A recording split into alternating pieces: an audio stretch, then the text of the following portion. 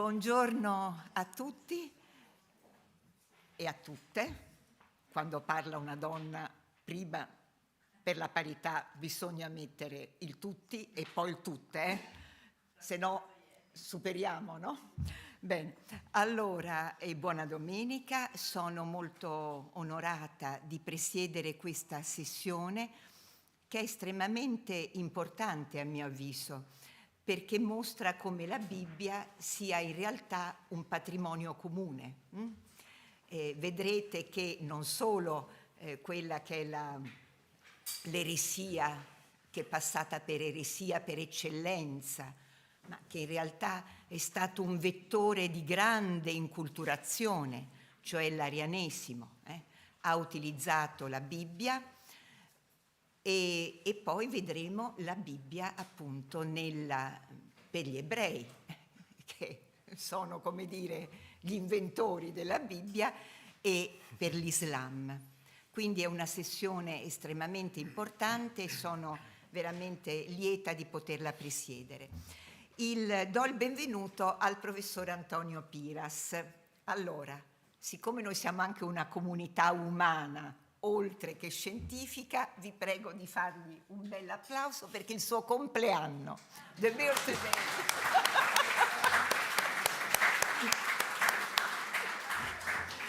Allora, ciò detto, il professor Piras è professore ordinario di letteratura cristiana antica presso l'Università di Cagliari.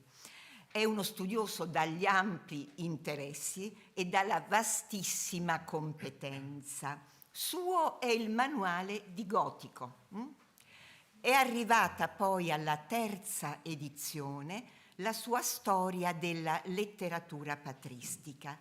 E segnalo solo fra le tante opere di carattere sia filologico sia agiografico, perché la geografia è un altro dei suoi terreni prediletti di competenza, segnalo solo l'edizione critica delle Passiones Martyrum Sardinie.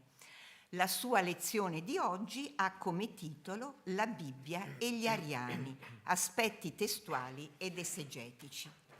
A te la parola, caro professor Piras. Grazie Presidente per questa presentazione affettuosa e grazie anche al Comitato Scientifico del Cisam per l'onore che mi ha fatto invitandomi a questo convegno così prestigioso. Sì, l'avevo già detto. Vabbè, l'avevo detto. Allora sì, il professor Piras deve andare via perché Cagliari purtroppo c'è il mare che divide, quindi la sua discussione sarà fatta subito dopo la sua relazione e poi faremo la pausa di 10 minuti e le 2 relazioni dopo. Scusate, l'avevo detto quando ancora non c'erano tutti. Ricomincia e annullo. Volevo solo ringraziare. Annullo. No, perché io non rubo, scusate. Vai. Va bene, cominciamo subito allora. Il rapporto tra l'arianesimo e la Bibbia si rivela strettissimo fin dalle origini e tale si mantiene lungo tutta la parabola di quel movimento che, sfrangiandosi in una pluralità di sfaccettature, segnerà profondamente la storia, non solo religiosa, del IV e del V secolo. Conferma il presupposto di questo stretto rapporto il fatto che il suo stesso eponimo, Ario, e uno dei suoi più fedeli sostenitori, Eusebio di Nicomedia, ricevettero un'impronta, direi quasi un imprinting in senso biblico, alla scuola di Luciano di Antiochia, i cui interessi scrittoristici si manifestano, come è noto, soprattutto nell'aver operato una sorta di revisione del testo greco dell'Antico Testamento. I resti della letteratura ariana quantitativamente e qualitativamente più significativi sono in lingua latina e datano il periodo più fecondo dell'arianesimo occidentale, ossia quello tra la seconda metà del IV e i primi decenni del V secolo. Essi ci appaiono fittamente intessuti di citazioni scritturistiche, in alcuni casi, come l'11° e il 12° dei cosiddetti fragmenta ariana, che si è tentato di attribuire a vari esponenti dell'arianesimo occidentale, Ausenzio, Palladio, Massimino, qualcuno addirittura ha pensato a Vulfila, si ha quasi l'impressione di avere a che fare con vere e proprie raccolte di testimonia. il che mostra con tutta evidenza come la Bibbia costituisca per gli ariani la scaturigine, il fondamento e l'unica garanzia del loro sistema teologico, al punto che anche la tradizione della Chiesa gioca un ruolo meramente secondario, essendo deputata a trasmettere solo quanto rivelato nelle scritture su cui si fonda la stessa autorità dei padri. Nell'Opus Imperfectum in Matteum, un ampio commento al primo Vangelo ascrivibile a un anonimo ariano della prima metà del V secolo, è detto chiaramente che la scrittura è la clavis con la quale si apre la Janua Veritatis, mentre i sacerdoti non sono che i claviculari, ai quali creditum est verbum docendi et interpretandi scripturas. Qui, come negli altri scrittori di fede ariana, è costante il riferimento all'auctoritas della scrittura, che diviene come una cartina al tornasole dell'essere veri cristiani. Si confessio eius, cioè di qualsiasi cristiano, conveniat cum scripturis verus est Christianus. E lo stesso Eusebio di Cesarea, che pure, lo sappiamo, nella controversia assunse un atteggiamento un po' ambiguo, fa precedere la propria professione di fede dall'espressione «Katzos aponton zeion grafon mematsekamen», come abbiamo preso dalle Divine Scritture.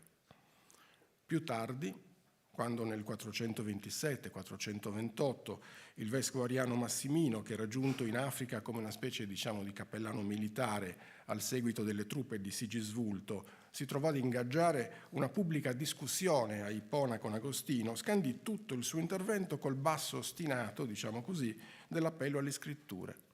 Egli, dice, ascolterà tutto ciò che si ricava dalla Bibbia, mentre rifiuterà, come mandata ac precepta hominum, riferimento chiaramente a Matteo 15,9, ciò che non le è conforme, poiché, continua, fedele discepolo delle scritture, le venera al punto di non tralasciarne alcun apice e di non emendarne alcuna affermazione. Quod lego credo è il principio a cui Massimino si attiene e che ribadisce a più riprese nella Collatio. Dati tali presupposti, non sorprende che la Bibbia rappresentasse per gli ariani la base privilegiata del confronto con gli avversari, ossia i cattolici, ai quali veniva mossa costantemente l'accusa di fare teologia senza un adeguato ricorso alle fonti bibliche. La controversia, infatti, si tradusse sovente in una dialettica tra l'exeis agrafoi e l'exeis catagrafas, cioè espressioni non scritturistiche e espressioni secundum scripturas.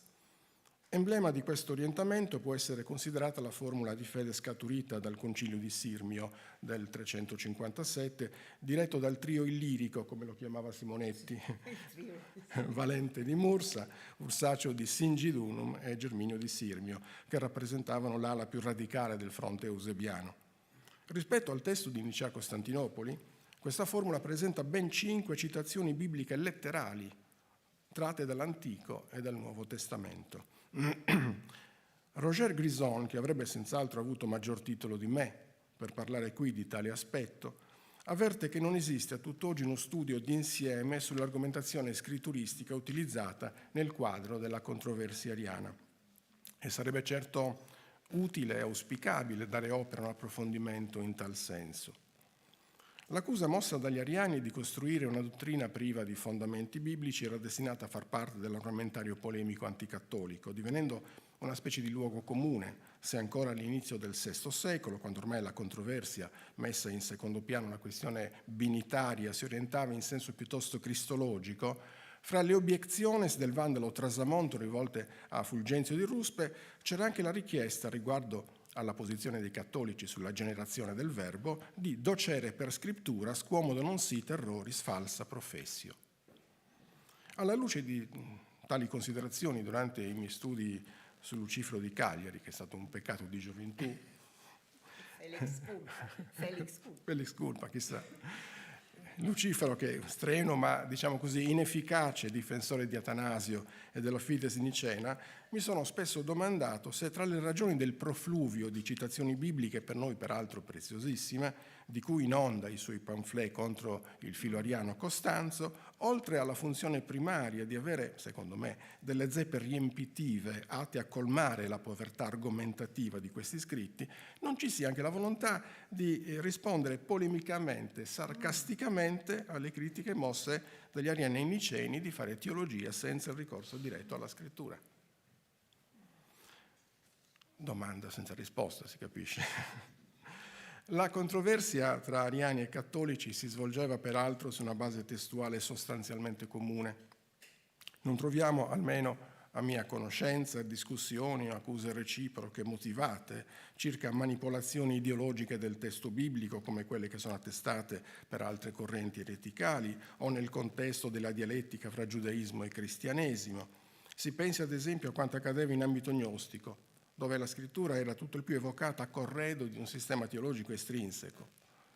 L'accusa di manipolare le scritture mossa da Ambrogio a Palladio durante il concilio di Aquileia, Ambrogio dice «Falsaria vobis scripturas divinas odie comprobamus», oggi dimostriamo come voi adulterate le scritture divine, suona invero come una provocazione, giacché si trattava non di una vera e propria interpolazione, ma della semplice combinazione di due passi giovannei cruciali, Giovanni 12,49 e 14,28, qui me misit pater, maior me est, in una specie di conflazione, peraltro già attestata nella seconda formula di Sirmio del 357.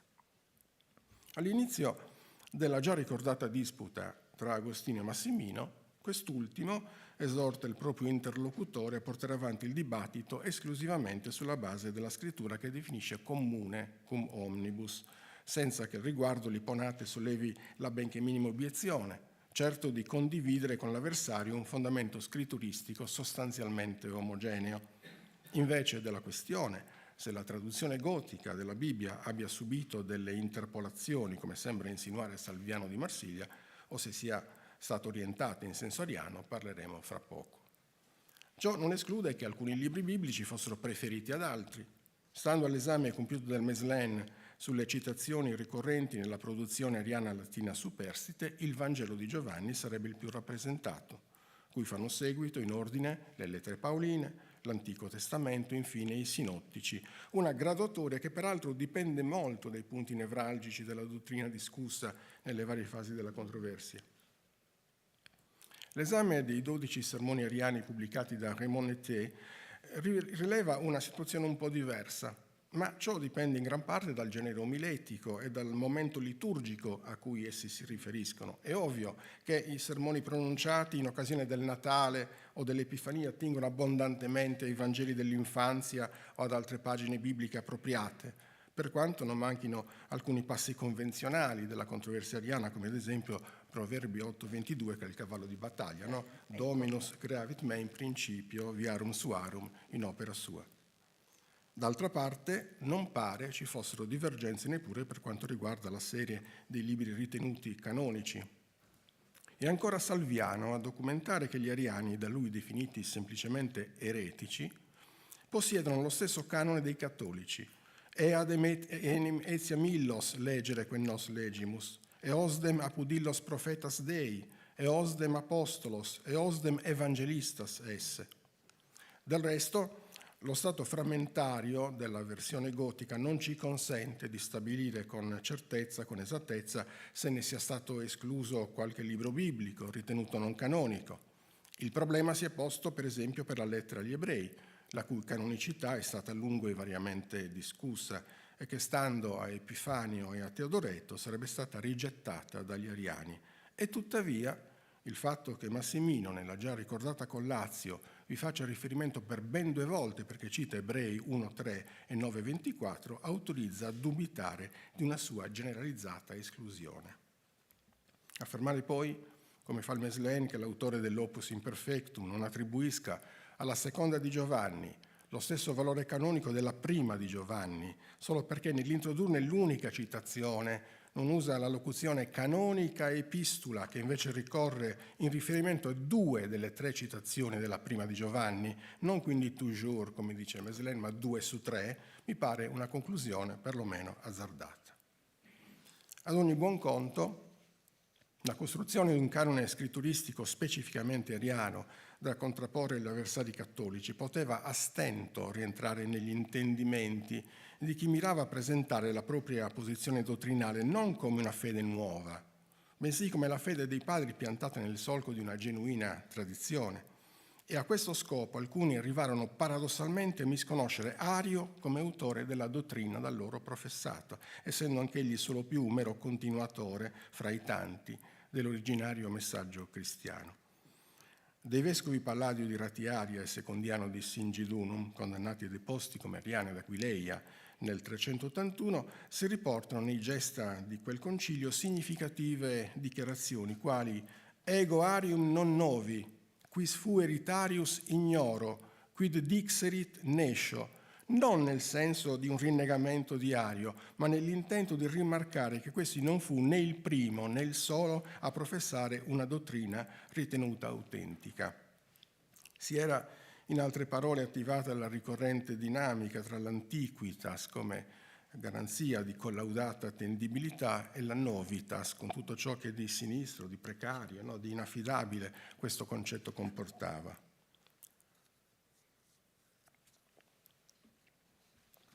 Sotto questa luce vanno interpretati anche in non rari riferimenti più o meno espliciti che gli scrittori ariani fanno alla letteratura apocrifa o comunque extrabiblica, nell'intento di fare da un lato sfoggio di erudizione e dall'altro dimostrare come le radici della loro dottrina fondassero nello strato primordiale della storia del cristianesimo. Così, ad esempio, nell'Opus Imperfectum in Matteum troviamo riferimenti al proto-vangelo di Giacomo, al Vangelo dello pseudo Matteo, al martirio di Isaia, che costituisce la prima sezione dell'ascensione di Isaia, e al pastore di Erma, che alcuni ritenevano addirittura canonico. Mentre nei fragmenti Ariana compaiono 3 citazioni della visione di Isaia. Accessibili in Occidente, per lo più in traduzione latina, questi apocrifi, pur non appartenendo alle divine scritture, godevano però, come è stato ricordato ieri, di una certa diffusione e di sicuro prestigio.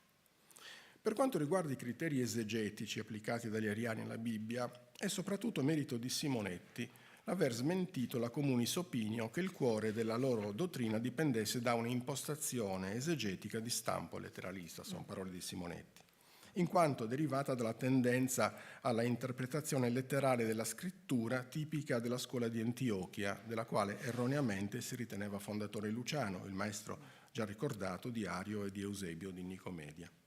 In realtà non si hanno prove che gli ariani seguissero criteri esegetici particolari o omogenei. Anzi, spesso capitava che a uno stesso passo si applicasse un'esegesi ora letterale, ora allegorizzante, nel senso che ciascuno leggeva la scrittura secondo una metodologia conforme alla propria instituzio, alla propria scuola e formazione, esattamente come accadeva nella controparte cattolica. Nel dibattito fra Agostino e Massimino, la dichiarazione di quest'ultimo di voler addurre i testimoni scritturistici sine aliqua interpretazione andrebbe intesa non nel senso di una professione di esegesi letteralista, ma piuttosto della necessità, in un dibattito, di mettere al bando le tendenziosità interpretative.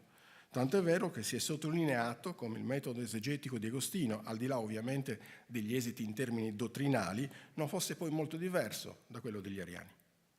Giustamente Simonetti avvertiva della necessità di distinguere fra l'esegesi vera e propria, fine a se stessa, e l'esegesi di carattere e finalità dottrinale, giacché nel secondo caso la tendenza è quella di estrapolare il passo dal contesto e di interpretarlo all'uopo, sì che uno stesso passo, come ad esempio il cruciale Giovanni 14,28, no? Pater maior me est, veniva piegato indifferentemente da ariani e antiariani a sostegno della rispettiva posizione.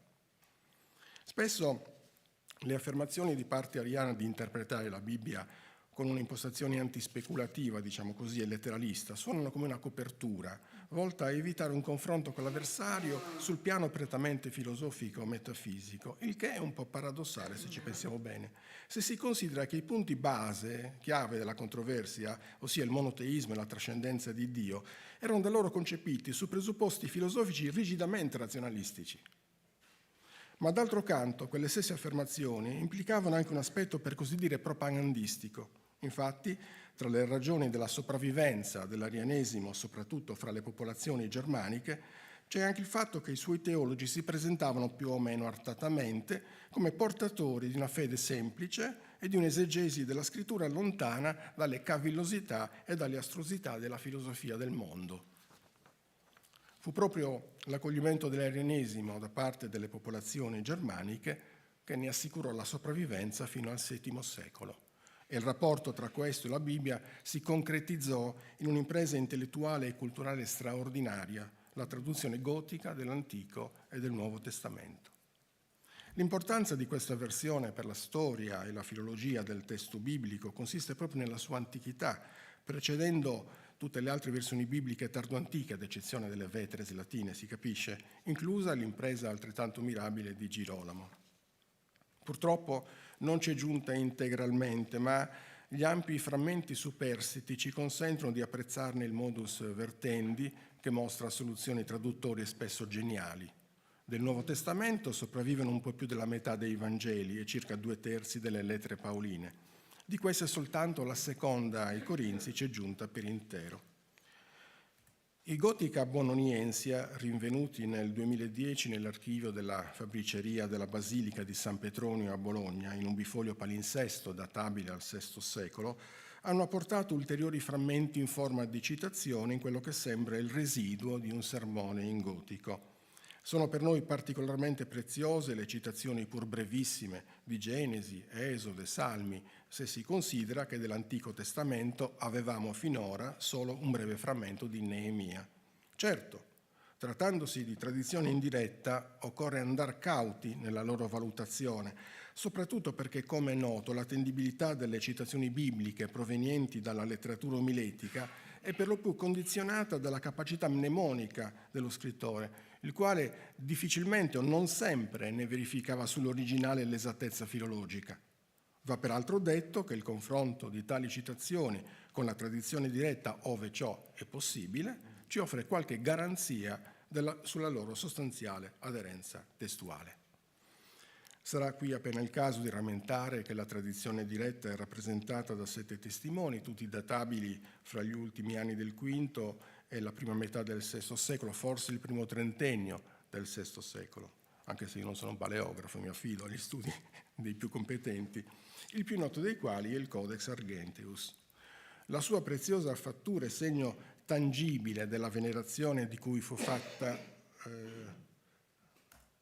ecco qua. La sua preziosa fattura è segno tangibile della venerazione di cui fu fatta oggetto la Bibbia gotica, destinata a divenire icona della identità etnica delle popolazioni germaniche, sì da essere preservata da volontarie interpolazioni o successivi rimaneggiamenti. Ieri, parlando con il collega amico Antonio Felle, si discuteva appunto dell'esigenza sentita di trovare comunque degli strumenti identitari, insomma. Le fonti tardoantiche, in particolare Socrate, Sozomeno e Filostorgio e Isidoro di Siviglia, additano come autore della versione gotica il vescovo Wulfila, che si attestava probabilmente non su posizioni anomee, come sosteneva Simonetti, ma piuttosto meane o comunque più moderate. Egli, per realizzare la sua impresa, avrebbe ideato anche uno specifico alfabeto sulla base di quello greco, con l'aggiunta di qualche lettera latina e runica, adattandone il valore fonetico. Filostorgio precisa che Wulfila avrebbe tradotto tutta la Bibbia, ad eccezione dei libri dei re, giacché, considerata la cruda violenza del loro contenuto, non voleva che un popolo già per sua natura bellicoso fosse ulteriormente incitato alla guerra. È peraltro difficile dar credito a una tale notizia. Non si capisce infatti perché avrebbe dovuto censurare i libri dei re e risparmiare invece altri libri, come ad esempio quello di Giosuè, non meno crudi e icastici nella rappresentazione della violenza bellica. Oggi alcuni vorrebbero ridimensionare, non sempre a ragione, il ruolo avuto dal vescovo Goto nella realizzazione di una simile impresa traduttoria.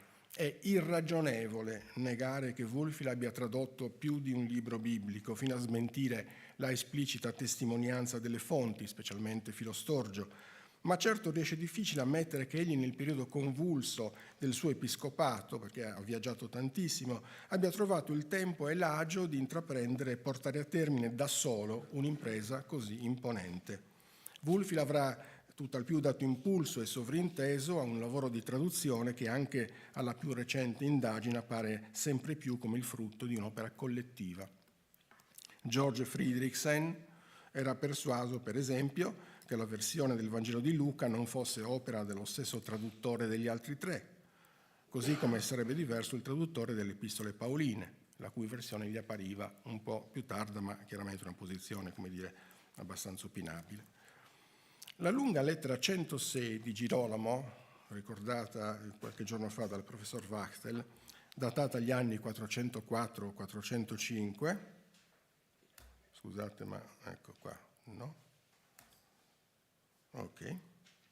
È indirizzata a due goti, Sunnia e Fretela, che si erano rivolti a lui su alcune questioni riguardanti la traduzione dei Salmi. Girolamo esprime piacevole meraviglia per il fatto che i goti si interessino alla filologia biblica. Qui soc credere tut barbara getarum lingua ebraicam quereret veritatem et dormitantibus immo contendentibus Grecis ipsa Germania spiritus sancti eloquia scrutaretur. Soprattutto perché in essi dudum callosa tenendo capulo manus et digiti tractandis agitis aptiores ad stilum calamunque mollescunt et bellicosa pectora vertuntur in mansu et udinem Christianam. Questa lettera ha comprensibilmente sollevato molte domande, soprattutto perché sembrerebbe alludere a una versione gotica del Salterio che non ci è pervenuta, se si escludono poi le sparute e discutibili citazioni nei Gotica Bononiensia. Chi erano Sunnia e Fretela e perché si erano rivolti a Girolamo? Erano dei continuatori di Wulfila, la cui opera era forse da completare o da rifinire? Oppure intendevano rivedere la versione gotica sulla base di principi nuovi o magari purgarla da quanto poteva essersi insinuato di estraneo, magari di eterodossia? Ma soprattutto Sunnia e Fretela erano ariani o cattolici? Certo, il tono affabile e deferente della lettera che si rivolge ai due come dilectissimi fratres e ai loro compagni qualificati come qui vobiscum domino serviunt lascia pensare che non fossero ariani, considerata la poca diplomazia che il polemista stridonense usava nei riguardi di eretici e avversari. In tal caso, sebbene la lettera sia un documento importante per la conoscenza della società gota, resta peraltro del tutto marginale per il nostro tema. Come accade nella maggior parte delle versioni bibliche, la caratteristica più evidente della traduzione gotica è la stretta aderenza al modello greco che è stato individuato in un tipo proto-bizantino, come ci insegna qua la professoressa Falluomini, che si manifesta non solo nel rendere il più possibile parola per parola, ma anche nel rispettare lo stesso ordo verborum, forzando probabilmente in certi casi perfino l'andamento naturale della lingua di destinazione. Che si sia trattato di una consapevole e quasi pianificata scelta traduttoria si evince dall'applicazione costante di un criterio di uniformità, in base al quale a una stessa parola greca, aquila docet, vero? Corrisponde una stessa parola gotica, con una percentuale complessiva, almeno nei Vangeli, del 77,6%. Ad esempio, il verbo lego è reso con kvithan 504 volte su 508 occorrenze e l'aleo corrisponde a rodian 78 volte su 80. Nessun vocabolo del testo greco è stato tralasciato dal traduttore, ad eccezione dell'articolo determinato, la cui resa, operata normalmente mediante il dimostrativo sa, so, thata, che è una specie di articoloide poi di fatto, risulta fluttuante. Perfino particelle idiomatiche non facilmente traducibili in altra lingua, come men, de, an e simili, trovano una corrispondenza uniforme in gotico. Le ragioni dell'esigenza di una fedeltà pressoché letterale al modello, che è tipica delle antiche versioni o della maggior parte delle antiche versioni, sono ben note e non è qui il caso di soffermarcisi. Non sarà invece fuori luogo sottolineare che il gotico al tempo di Wulfila non aveva alle spalle una consolidata tradizione letteraria che fungesse da base alla traduzione della Bibbia, circostanza questa che, come sappiamo, innesca la facile dinamica del prestigio della lingua maggioritaria, dotata di antica tradizione letteraria, su quella minoritaria, caratterizzata da una produzione prevalentemente orale, destinata a subire una sorta di sudditanza nei confronti della prima, secondo un fenomeno riscontrabile, per esempio, anche nel siriaco di età tardo-ellenistica. Ed è senza dubbio uno dei motivi di quel tratto grecizzante così marcato della versione gotica della Bibbia. Tutto ciò non significa peraltro che il traduttore non abbia avuto la possibilità di esercitare nel suo lavoro una certa libertà espressiva. Anzi, il suo atteggiamento verso il modello greco mostra notevole elasticità e creatività, derivanti non solo da abilità personali, ma soprattutto dallo sforzo consapevole di dover inculturare il cristianesimo nella società gota. Va anche osservato che le due modalità traduttorie, formale e dinamica, non erano necessariamente antitetiche nella tecnica delle antiche versioni bibliche, già che potevano essere adottate insieme anche dal medesimo traduttore e perfino nella stessa pagina. Il che potrebbe forse spiegare i giudizi spesso discordanti sulla versione gotica, che oscillano fra una valutazione nell'insieme negativa per la soggezione al modello e l'apprezzamento delle soluzioni adottate di fronte alla complessità del sistema linguistico greco. La presenza evidente di costrutti grecizzanti e semitizzanti suscita la domanda su quale fosse l'effettivo grado di intellegibilità di una versione che riproduceva meccanicamente la struttura sintattica e perfino la dispositio verborum della lingua d'origine, tanto che nei primi decenni del secolo scorso fu sollevata la questione se la lingua della Bibbia wulfiliana fosse realmente gotico. A ben vedere, lo stesso discorso però varrebbe anche per il greco e per il latino biblico, che condividono le stesse caratteristiche e appaiono perciò distanti dal linguaggio standard della letteratura extrabiblica almeno elevata. Si tratta cioè di lingue di traduzione e soprattutto della traduzione di testi sacri che dovevano essere quanto più fedeli al loro modello e per la cui comprensione era scontato, se non obbligato, dato il loro impiego liturgico o catechetico, il ricorso all'esegesi. La consapevolezza di questa prassi traduttoria, finalizzata a riprodurre con una fedeltà talora ossessiva il modello greco, ci permette di apprezzare la finezza delle scelte lessicali che presuppongono l'acribia del traduttore nell'indagare fino in fondo la pregnanza semantica e proprio la potenzialità delle parole tradotte.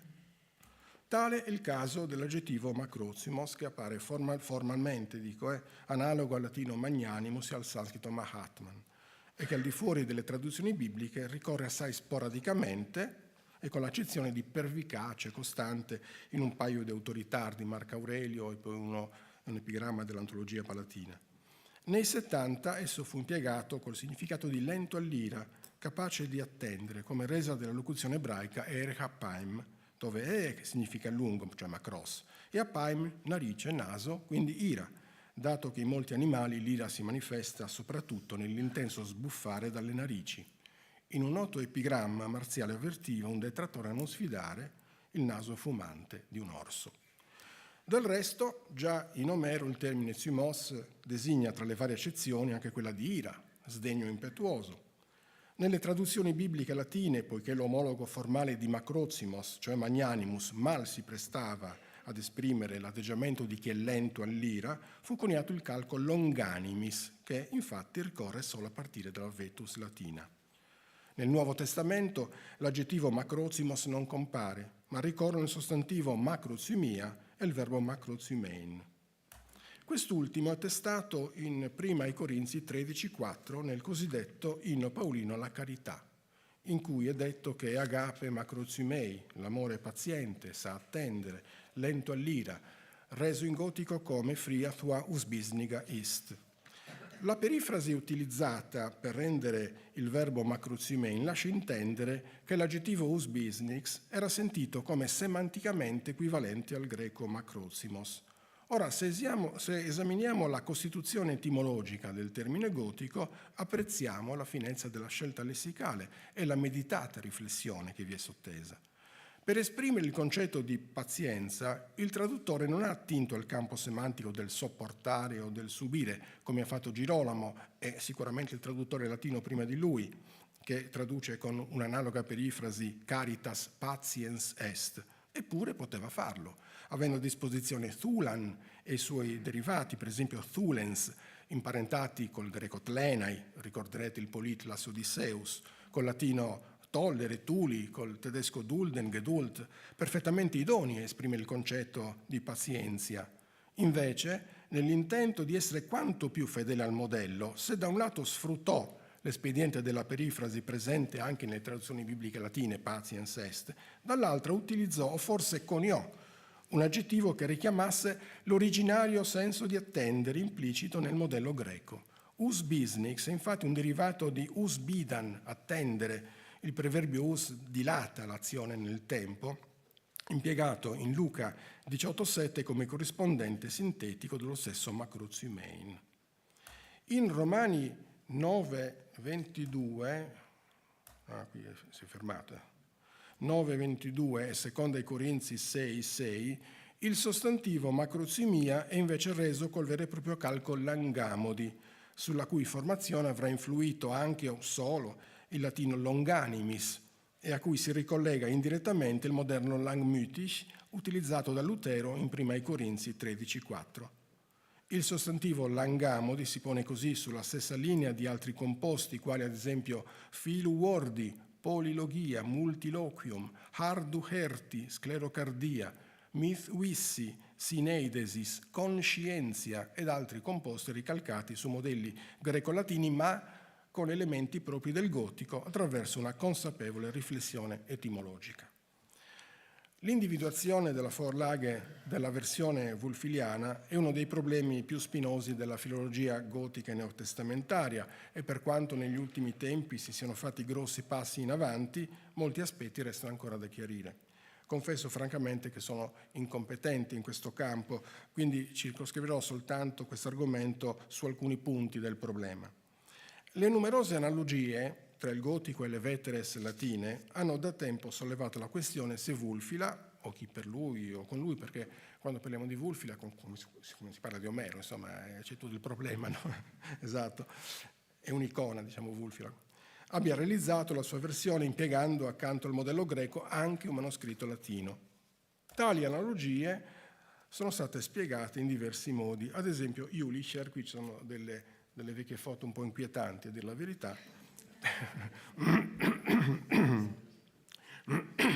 pensava che intorno al IV secolo, nella regione della Mesia, che fungeva da cerniera tra le due partes imperi, circolasse un testo latineggiante di cui Wulfila potrebbe essersi servito. Altri pensano che la contaminazione con la tradizione latina sia avvenuta in una fase successiva, quando la Bibbia gotica arrivò in Occidente nel V secolo al seguito dei Goti, e sarebbe stata favorita da manoscritti bilingui gotico-latini come il Carolinus e il Gissensis, ricordati dalla professoressa Kreinecker.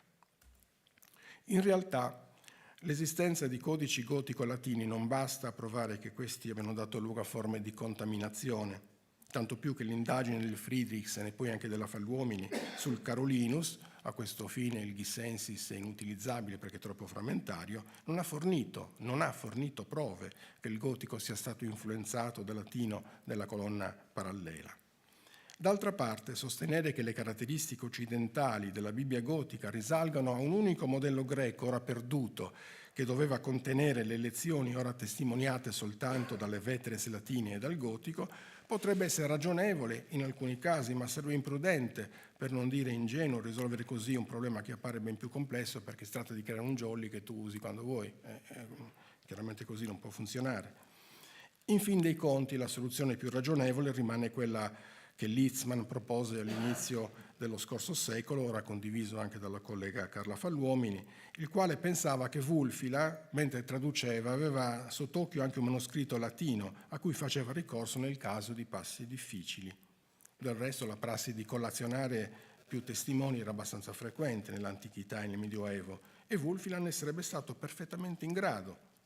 Se prendiamo per buona, perché non dovremmo, la notizia circa la triglossia del vescovo goto che conosceva il gotico, il greco e il latino. Qui vorrei portare un paio di indizi che mi paiono significativi a favore di una possibile utilizzazione di un manoscritto latino da parte del traduttore.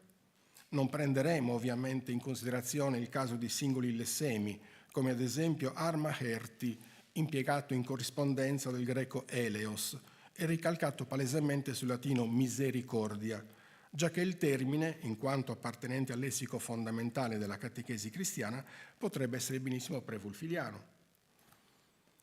Il primo indizio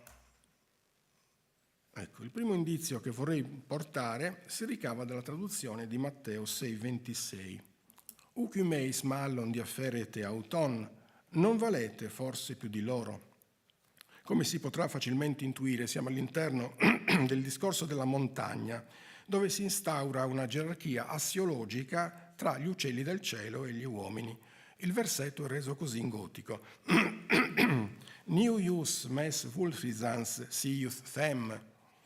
Dal punto di vista sintattico osserviamo un fenomeno particolare di comparazione rafforzata, indipendente dal modello greco.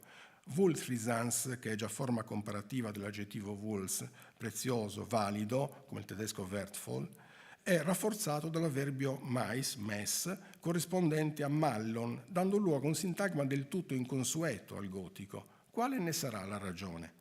Molto probabilmente il traduttore, dinanzi a un'accezione poco definita del greco diaferein, che indica sì una distanza ma non una comparazione di maggioranza, ha preferito disambiguare seguendo il modello latino non vos magis pluris varia lectio plures estis illis, che mostra la medesima forma rafforzata di comparazione. La riprova sta nel confronto con l'analoga espressione attestata in Matteo 10,31. Pollon struzion diafferetu meis, voi valete più di molti passeri, che in gotico suona managem sparuan batisan sius ius, in perfetta corrispondenza col latino multis passeribus meliores estis vos, dove peraltro il sintagma comparativo rientra nella norma. Il secondo passo che ci interessa, che mi sembra interessante, è Giovanni 8,25. Sui tis ei, in latino, tu quis es, tenarchen oticai lalo umin, principium quod et loquor vobis. Il contesto, come sappiamo, è quello di una disputa accesa fra Gesù e i farisei, i quali finiscono per chiedergli chi mai gli sia, ma dice: ma tu chi sei? La risposta di Gesù è criptica, elude la domanda dei suoi interlocutori ed è di fatto una non risposta.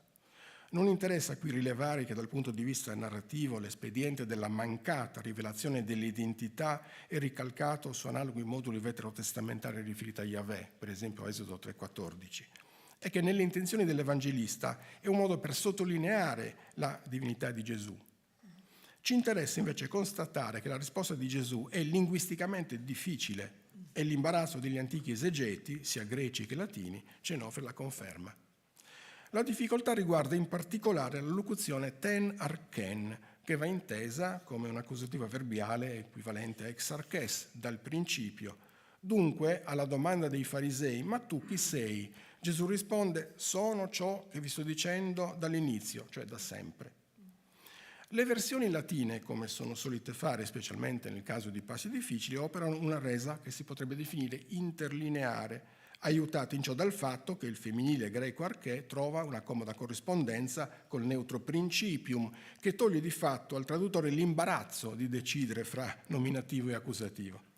Non sappiamo come l'antico traduttore abbia inteso il passo che stava traducendo, ma in fondo non gli interessava. Il suo compito era quello di rendere il testo verbum de verbo per lasciarne l'esegesi a quanti erano dotati di speciali carismi. Dal canto loro, gli esegeti latini non avevano difficoltà a interpretare il passo attingendo alle riflessioni della teologia del logos ispirate alla filosofia greca di matrice platonica, secondo cui il Cristo era il modello universale di tutte le cose esistenti. Come sappiamo, i filosofi greci erano da sempre in cerca dell'arché, cioè della scaturigine della realtà. Ebbene, per i cristiani l'arché, come ci insegna anche Origene, era il Cristo. Dunque, quella che nelle intenzioni di Giovanni doveva essere una risposta elusiva, per tali interpreti essa diviene paradossalmente piena e teologicamente pregnante. Chi sei tu? Io sono il principio, con la P maiuscola, che parla a voi. L'assurdità di questa esegesi non ha bisogno di commenti. Ad ogni buon conto, una simile interpretazione, che trova riscontro per esempio in Ambrogio e Agostino, è possibile solo sulla base della versione latina, dove principium può senza difficoltà essere letto come nominativo. La cosa che mi sembra straordinaria è che la versione gotica presuppone in maniera evidente il modello latino. Thu quas is anastodins thati iachrodiadu isuis. Se infatti il traduttore si fosse basato esclusivamente sul modello greco, avrebbe forse tradotto la lettera tho anastodin in accusativo, una soluzione peraltro di scarsa intelligibilità.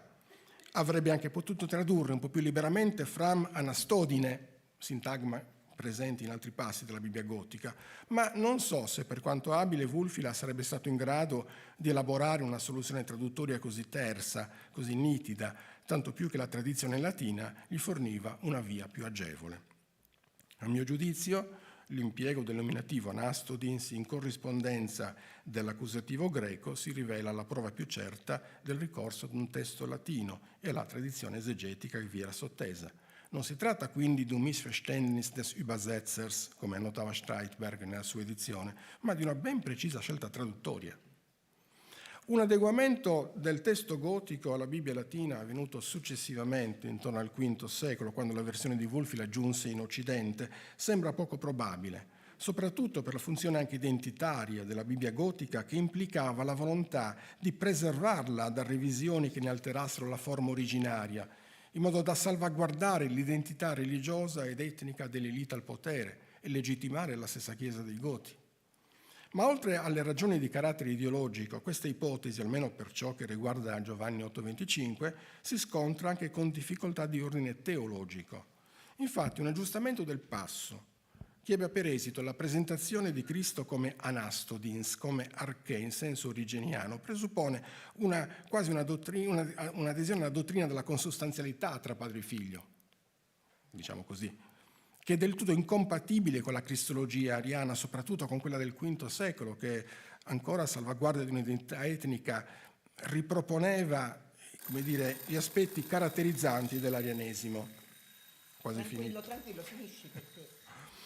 Nel tradurre Giovanni 8,25 a Wulfila si presentarono dunque due possibilità: o seguire pedissequamente il greco a scapito della intellegibilità, oppure seguire le veteres latine col rischio però di fornire un dictum probans contro la dottrina ariana da lui stesso professata. Scelse evidentemente la seconda via, tecnicamente più lineare e senza dubbi più conforme a quel criterio di fedeltà al testo originale a cui si era sempre attenuto. Del resto, a dispetto delle malevole insinuazioni di Salviano, l'onestà traduttoria di Wulfila è ben comprovata e la prova più illuminante si trova forse nella traduzione di Giovanni 10,30 Ego caio pater enesmen, io e il Padre siamo una cosa sola, ic yahat means en siu, e Giovanni 17,22 Katzose mein enesmen, come noi siamo una cosa sola, suasue wit en siu, dove l'uso del duale suona paradossalmente più niceno che omeano. E la scelta del duale, badate, è tanto più significativa quanto più si considera che il gotico dei tempi di Wulfila l'aveva ormai dismesso come obsoleto. Questo particolare sembra quasi contraddire la teoria di professor Simonetti che Wulfila abbia militato tra le file dell'arianesimo radicale, dal momento che sembra invece collocarlo su posizioni decisamente più moderate. In verità, gli ariani della prima ora non avevano difficoltà a indicare il figlio come principium, ce lo insegna qui la professoressa, non però nel senso delle esegesi platonizzanti di Giovanni 1,1 che egli fosse il modello eterno universale delle cose create, ma nel senso che fosse la prima e più sublime creatura del Padre. Niente di strano dunque che sia stato proprio Wulfila a tradurre in quel modo il passo giovanneo, mentre sarebbe davvero fuori luogo chiamare in causa i tardivi e radicali seguaci dell'arianesimo, i quali da parte loro non osarono alterare la traduzione di un passo che, sebbene potesse turbare le loro convinzioni dottrinali, era ormai definitivamente consacrato dall'autoritas dell'apostolo delle genti gote. Vi ringrazio dell'attenzione e soprattutto della pazienza.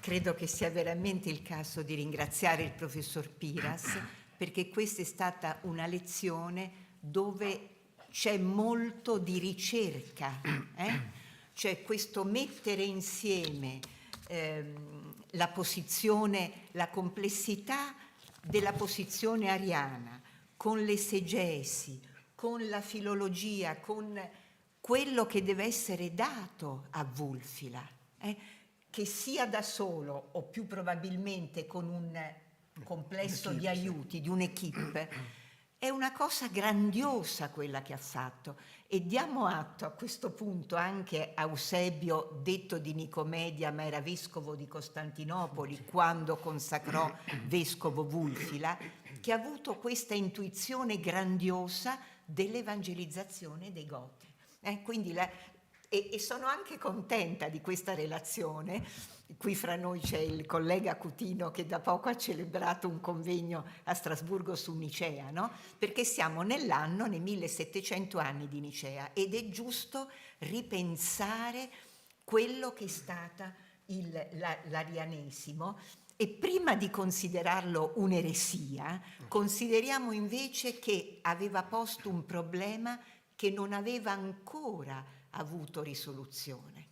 Quindi quando non ario, cioè ma tutto un complesso di teologia viene a scontrarsi con un altro complesso di teologia, era perché non c'era ancora la soluzione al problema delle modalità della generazione del figlio dal padre, un problema che riguarda la vita intradivina, e io dico sempre che guardare dentro il mistero è pericoloso. Quindi apriamo una sola cosa. Dimmi. Io avrei un dubbio. Prego. Quando no, ma non c'entra con la tua relazione, è un en passant. Quando tu dici che non era estrinseca come per gli gnostici il ricorso alla Bibbia, io credo che perlomeno per lo gnosticismo valentiniano il ricorso alla Bibbia non era estrinseco, era intrinseco. No, grazie. Perché... Siccome ieri l'ho detto, vabbè, sto scherzando. Però, allora, apriamo la discussione. Per favore, merita veramente, quindi anche i giovani... bene, benissimo, sì, dica il suo nome.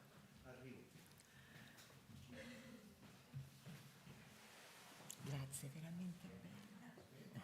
Di ricerca. Sì, questo sì. Questo sì.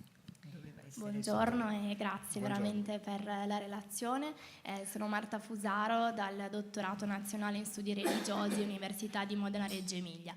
E volevo chiederle cosa ci può dire sulla creazione di neologismi e sulla risemantizzazione di termini preesistenti della lingua gotica che vengono appunto creati per tradurre invece la Bibbia.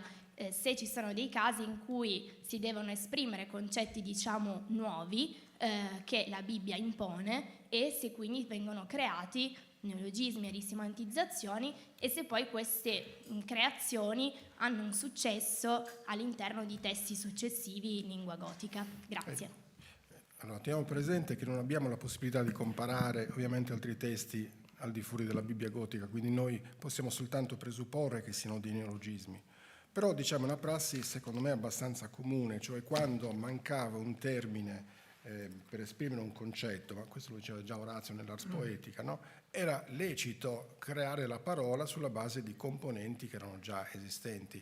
Io credo che buona parte del lessico tecnico, perlomeno del cristianesimo, chiamiamolo così, siano veramente dei neologismi, o creati proprio ex novo. Abbiamo citato, non so, polilogia, no? Philo Wardi per esempio, no? Myth Wissi, la coscienza e così via, anche Arma Herti, oppure appunto termini già esistenti ma piegati in una specie di mutamento semasiologico, come del resto facevano anche i cristiani col latino e col greco. Quindi è una prassi che Wulfila secondo me ha acquisito proprio sull'esempio di quanto avveniva col latino e col greco biblico. Quindi sono tantissimi gli esempi, sicuramente. Anche se, ripeto, la difficoltà è la mancanza di comparare il testo wulfiliano con testi, diciamo, coevi, esattamente.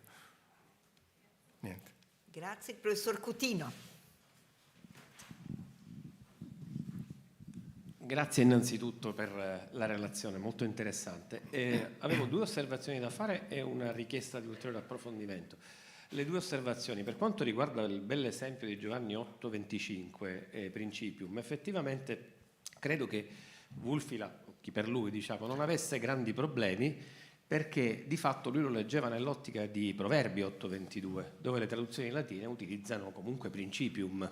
Quindi da questo punto di vista, anche se poi traduce principium nella sua testa, come lei ha ben precisato, è chiaro che non era nel senso del prologo giovanneo, ma era nel senso creaturale. E la prova l'abbiamo nel fatto che gli esegeti, diciamo, filoniceni come Ambrogio, nel De Fide libro terzo, per esempio, si pone questo problema, cioè il problema di Proverbi 8:22, e lo risolve citando esattamente Giovanni 8:25. Guardate che lui stesso ha detto in che senso va inteso principium, perché io sono il principio. Quindi i niceni, diciamo, interpretavano Proverbi 8:22 riferendosi a Giovanni 8:25, facevano esattamente l'inverso, diciamo, gli ariani. Da questo punto di vista la convergenza linguistica poteva essere, a mio avviso, tollerabile.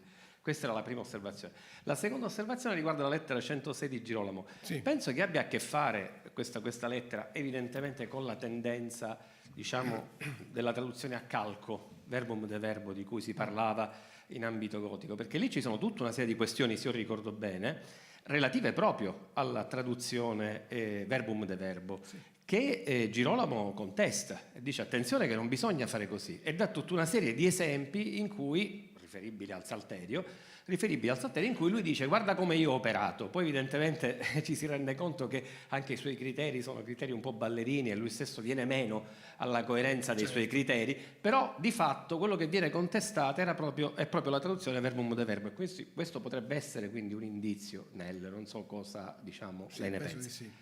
La questione invece riguardava proprio Ebrei 1:3, perché appunto parlando di Nicea, Ebrei 1:3, cioè la effettiva non solo ovviamente conoscenza, ma utilizzazione di Ebrei e del passaggio di Ebrei 1:3 da parte degli ariani, perché è un testo ovviamente molto importante per tutti e due, per gli ariani e per i filoniceni. Quel passaggio in cui si dice che il figlio, diciamo il Cristo, è caracter tes iupostaseos, è evidentemente oppostamente interpretabile anch'esso, perché il caractere poteva essere indicato valorizzando un concetto di immagine e quindi non di equivalenza, oppure poteva essere utilizzato come utilizzato nei Niceni per dire che appunto caractere, cioè c'è l'imprinting, è effettivamente una riproduzione fedele del padre, e quindi questa utilizzazione di Ebrei è una richiesta di approfondimento, è una cosa che mi appassiona davvero, perché nel versante latino a mio avviso tante cose non si spiegherebbero se in effetti diciamo quelli che noi chiamiamo ariani, in ambito latino c'è tutto un discorso da fare su questa dicitura, ma quelli che noi chiamiamo ariani non lo utilizzassero effettivamente in modo abbondante, perché Ambrogio insiste enormemente su questo, per lui è proprio il testo capitale, Ebrei 1:3. Grazie. La ringrazio molto di questi interventi, ne terrò conto sicuramente per la redazione scritta della mia relazione, insomma.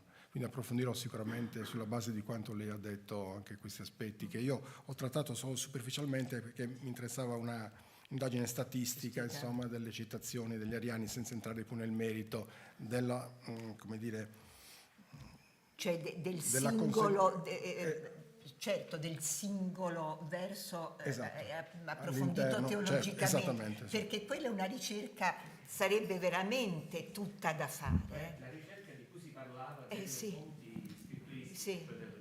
Effettivamente è una ricerca davvero da fare, perché io mi pongo il problema di, appunto, esemplare di Ebrei 1:3, che rimane un grande punto interrogativo in ambito occidentale. In ambito orientale siamo meglio informati, perché con tutte le produzioni, la produzione abbondante che c'è, siamo più informati, ma in ambito occidentale effettivamente è un po' la situazione è un po' più ignota, diciamo così. Ma se posso intervenire su questo, perché veramente è un problema attuale, no? Sotto la dicitura arianesimo, no? E lui ha richiamato il fatto che questi vescovi si piccavano di dire noi non siamo seguaci di Ario, perché in realtà il problema partiva da prima e si ramifica. Quindi effettivamente noi usiamo per arianesimo, come per gnosticismo, una dizione che è valida nel senso che individua un macro problema, ma che poi deve essere diversificata, e questo lavoro ancora è da fare, come per le citazioni scritturistiche che sono utilizzate in un verso o nell'altro, e anche diacronicamente. Pensiamo per esempio a Isaia: chi parlerà della tua generazione? Ireneo lo usava contro gli gnostici, lo continuano a usare in questo senso gli ariani, fra virgolette, e poi i cattolici se ne appropriano in un altro senso. Cioè è straordinario, no? Questo uso della scrittura, uso strumentale, perché... Certo. Prego, altre domande? Ecco. Hugh Houghton, University of Birmingham. Thank you for a fascinating paper and very rich. Shall I wait for the headphones? Yeah. Wait. No, excuse me, the questions I... ok. Ha solo ringraziato. Okay. Ha solo... Sì, sì. I was very impressed by the slide you showed looking at the verbal correspondence of the Gothic to the Greek, which looks as if, it confirms the dependence of Gothic on the Greek and the Byzantine text, as you said. I simply wondered what you thought of a variation such as, I think, in the first chapter of the Gospel of Luke, where both the Gothic and the Latin have Mary was surprised at the entrance of the angel rather than Mary was surprised at the word of the angel. That's not a sort of variation which is a difficult point of exegesis, unlike John 8:25. And whether a sort of similarity between Latin and Gothic for the simple translation variant could simply be coincidence rather than dependence on Latin and Gothic, or whether you think that that single variant shared between Latin and Gothic in that verse is evidence of some sort of contact. Ma dunque, in alcuni casi c'è sicuramente una coincidenza, quindi è difficile sapere se effettivamente c'è una dipendenza dal latino, perché qualche volta c'è una consonanza, diciamo così, di scelte traduttorie. In altri casi sì, effettivamente c'è il sospetto che abbiano veramente utilizzato il manoscritto latino. È un lavoro che stiamo facendo adesso in questo progetto dell'edizione critica della Bibbia gotica, che dovrebbe sostituire quella di Steitberg, e sarà appunto un'analisi sistematica per verificare in che percentuale il latino è presente ed è stato utilizzato per la versione gotica. Però diciamo sono dati ancora, come dire, molto fluidi, non hanno ancora una consistenza, diciamo così, per poter rispondere a domande molto precise. Grazie. Se non ci sono altre domande, il mio orologio fa le 10 precise. Io penso che ci possiamo concedere un quarto d'ora, purché poi, quindi 10 e un quarto, però precisi, perché bisogna onorare i colleghi. Grazie. Sono proprio contenta, è stata bella.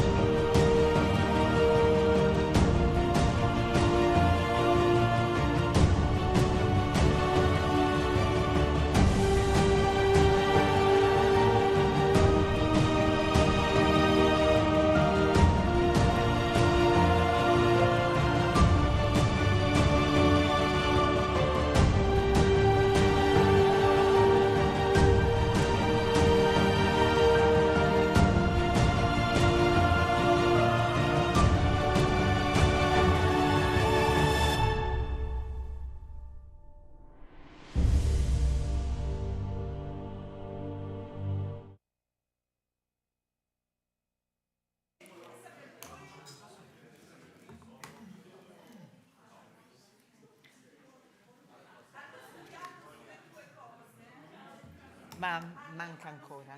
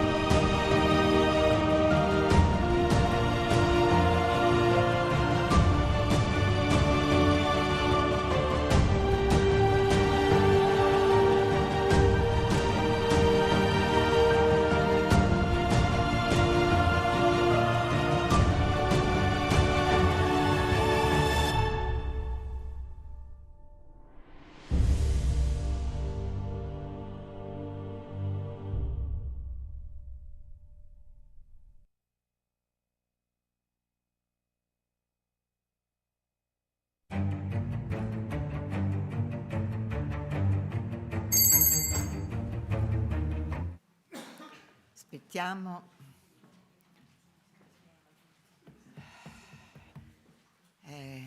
after the ok.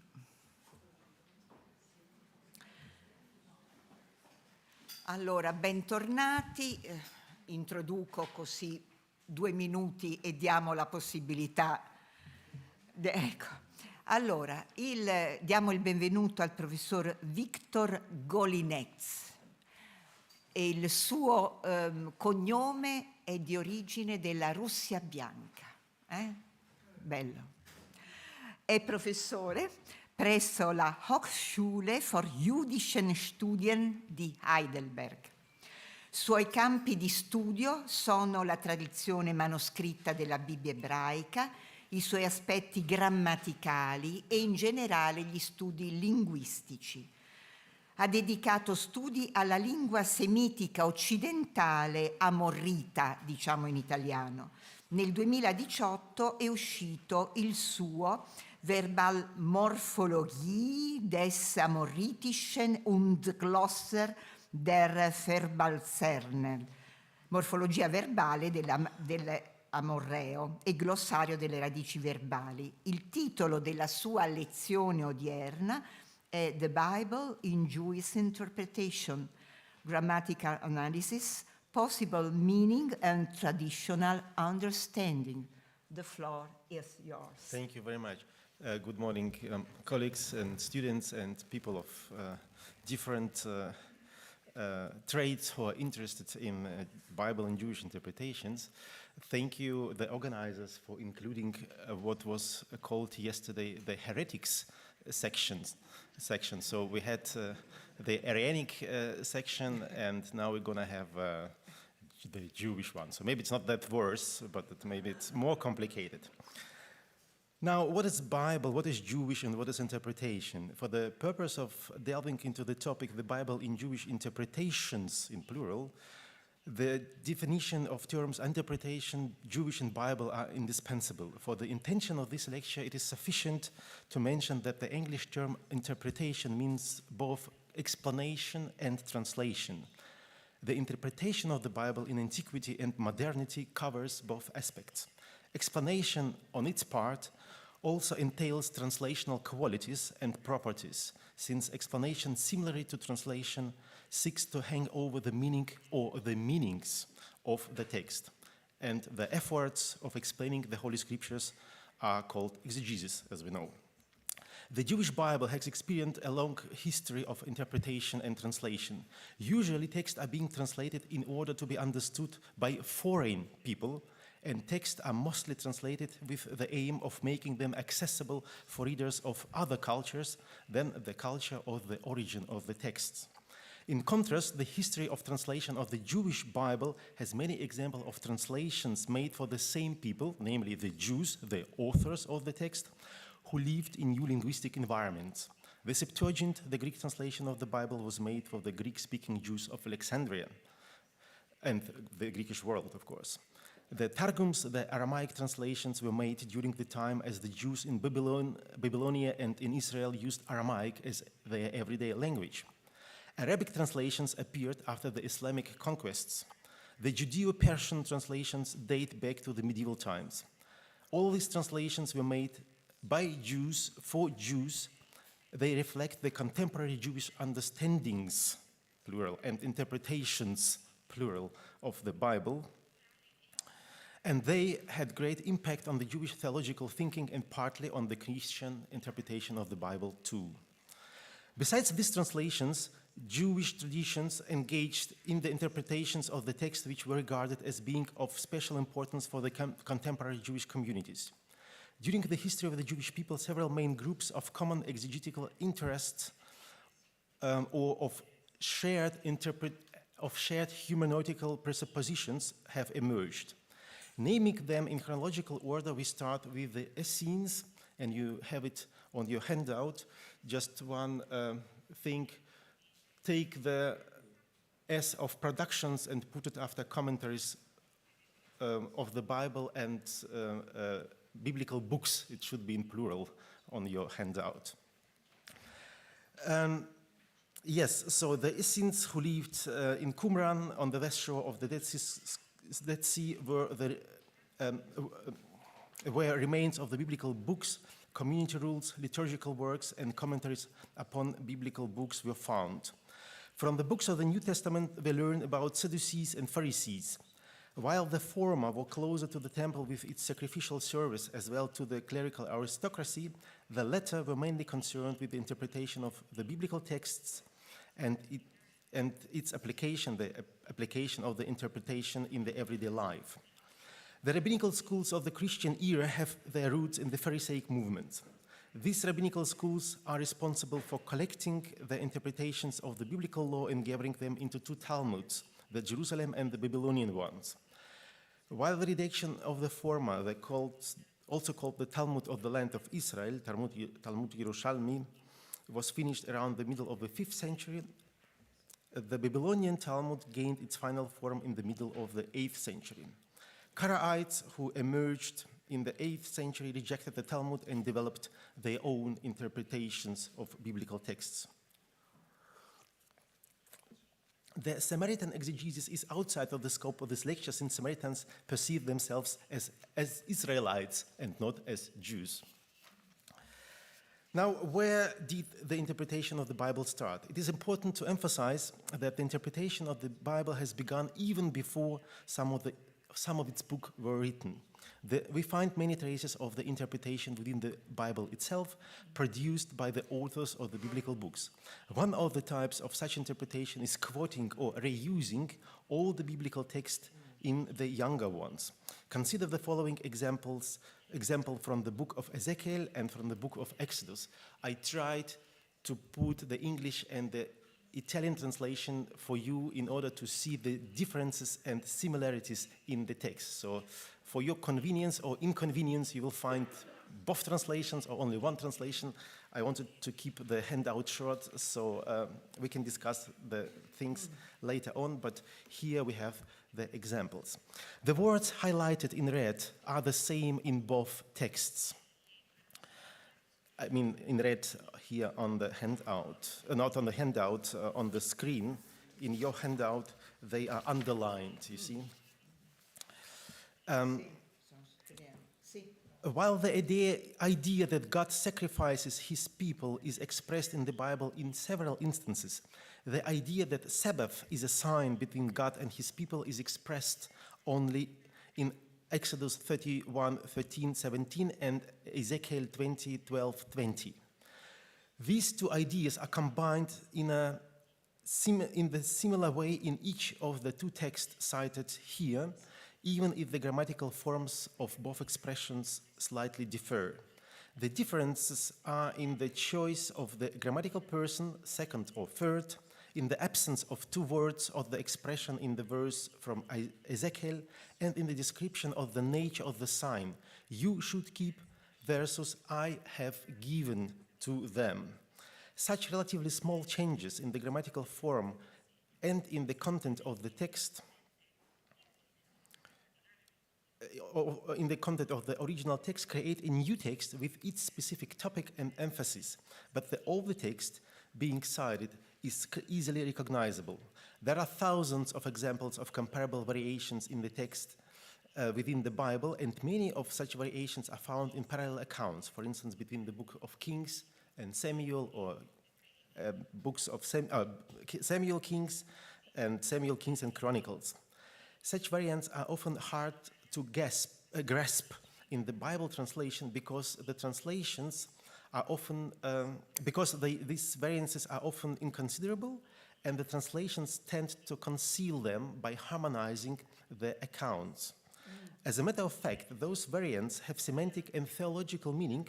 They exhibit the literary prowess of the authors and their ability to understand and interpret all the texts, as well as to empower these texts to convey new meanings. There are also examples of book internal quotations, and the following is particularly striking. The 6th chapter of the book of Jeremiah describes the destruction God will bring upon the land of Judah. Chapter 50 of the same book describes the destruction God will bring upon Babylon, and the second account is the copy of the first one, with slight changes in grammatical person and number, with word addition and omission, as well as with change of the geographical name. A text with a new meaning has been created.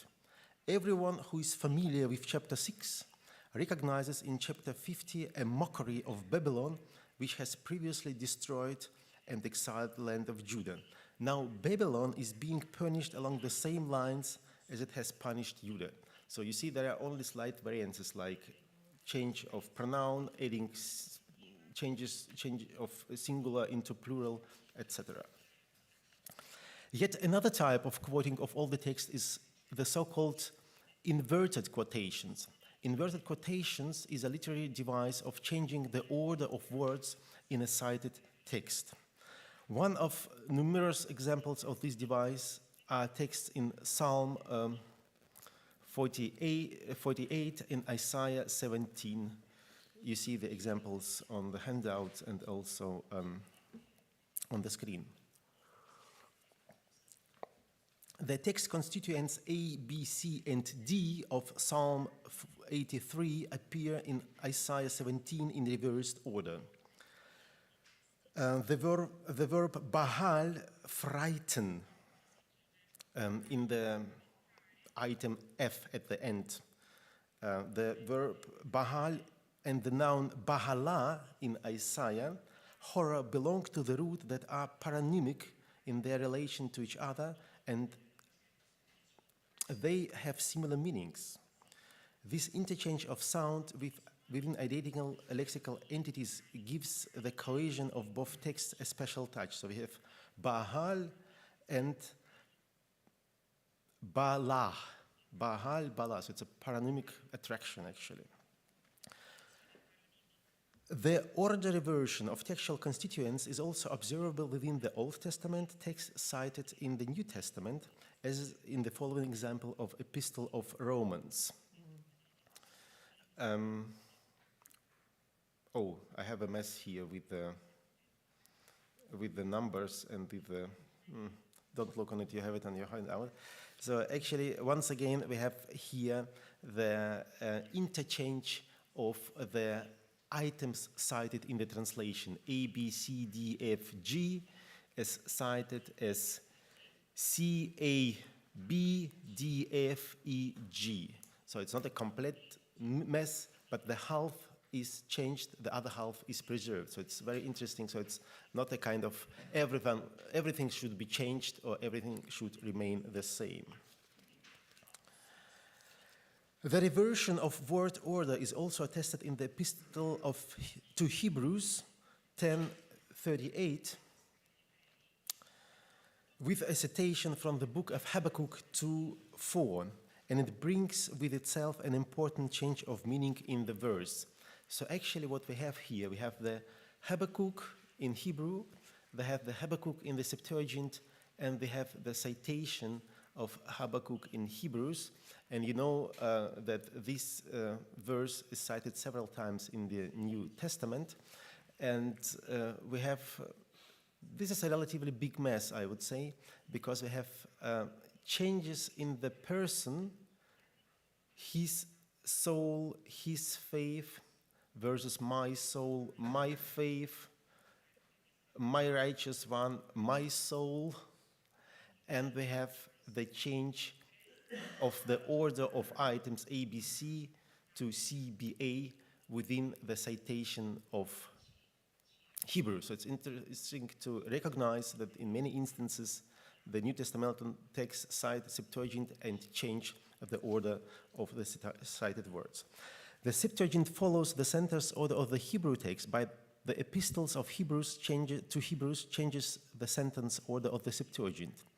There are also other changes between the three versions of the same expression. Firstly, we should mention that the Septuagint translates out of my faith, while the Hebrew text reads in with his faith. The difference in pronoun is due to the confusion of the letters Vav and Yod, which are very similar in square script. Secondly, in the citation in Hebrews, The pronoun my is placed after the noun the righteous one, although the Hebrew text is in the Hebrew text it specifies the noun faith, my faith, emunah, actually emunato, not emunati, emunato. The reading of the epistle to Hebrews by changing the place of the smallest text constituent provides the text with a new theological meanings.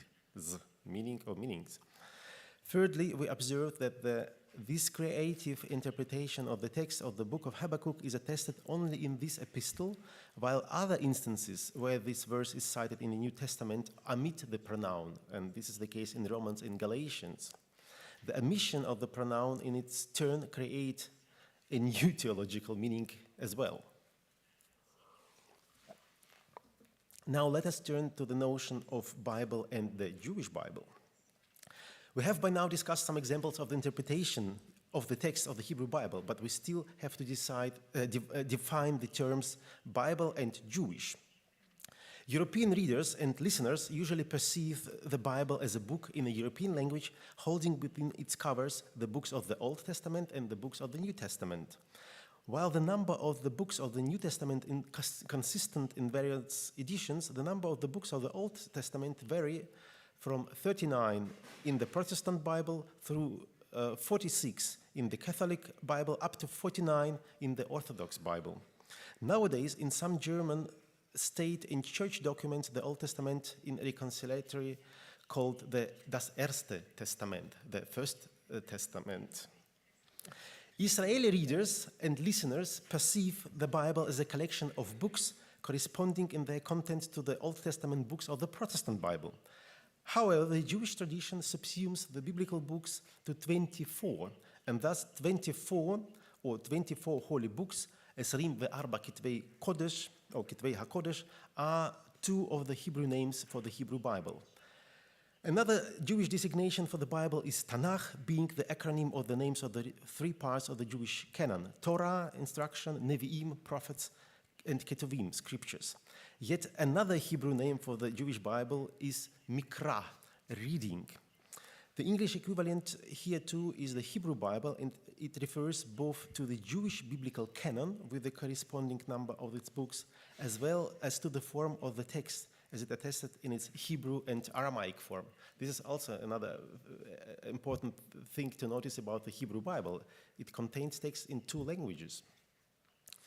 The existence of specifically the Jewish Bible accounts for the fact that Jews in their history have been mostly dealing with that type of the Bible and have disregarded the Christian part of the scripture, which admittedly was written mostly by Jews and for Jews.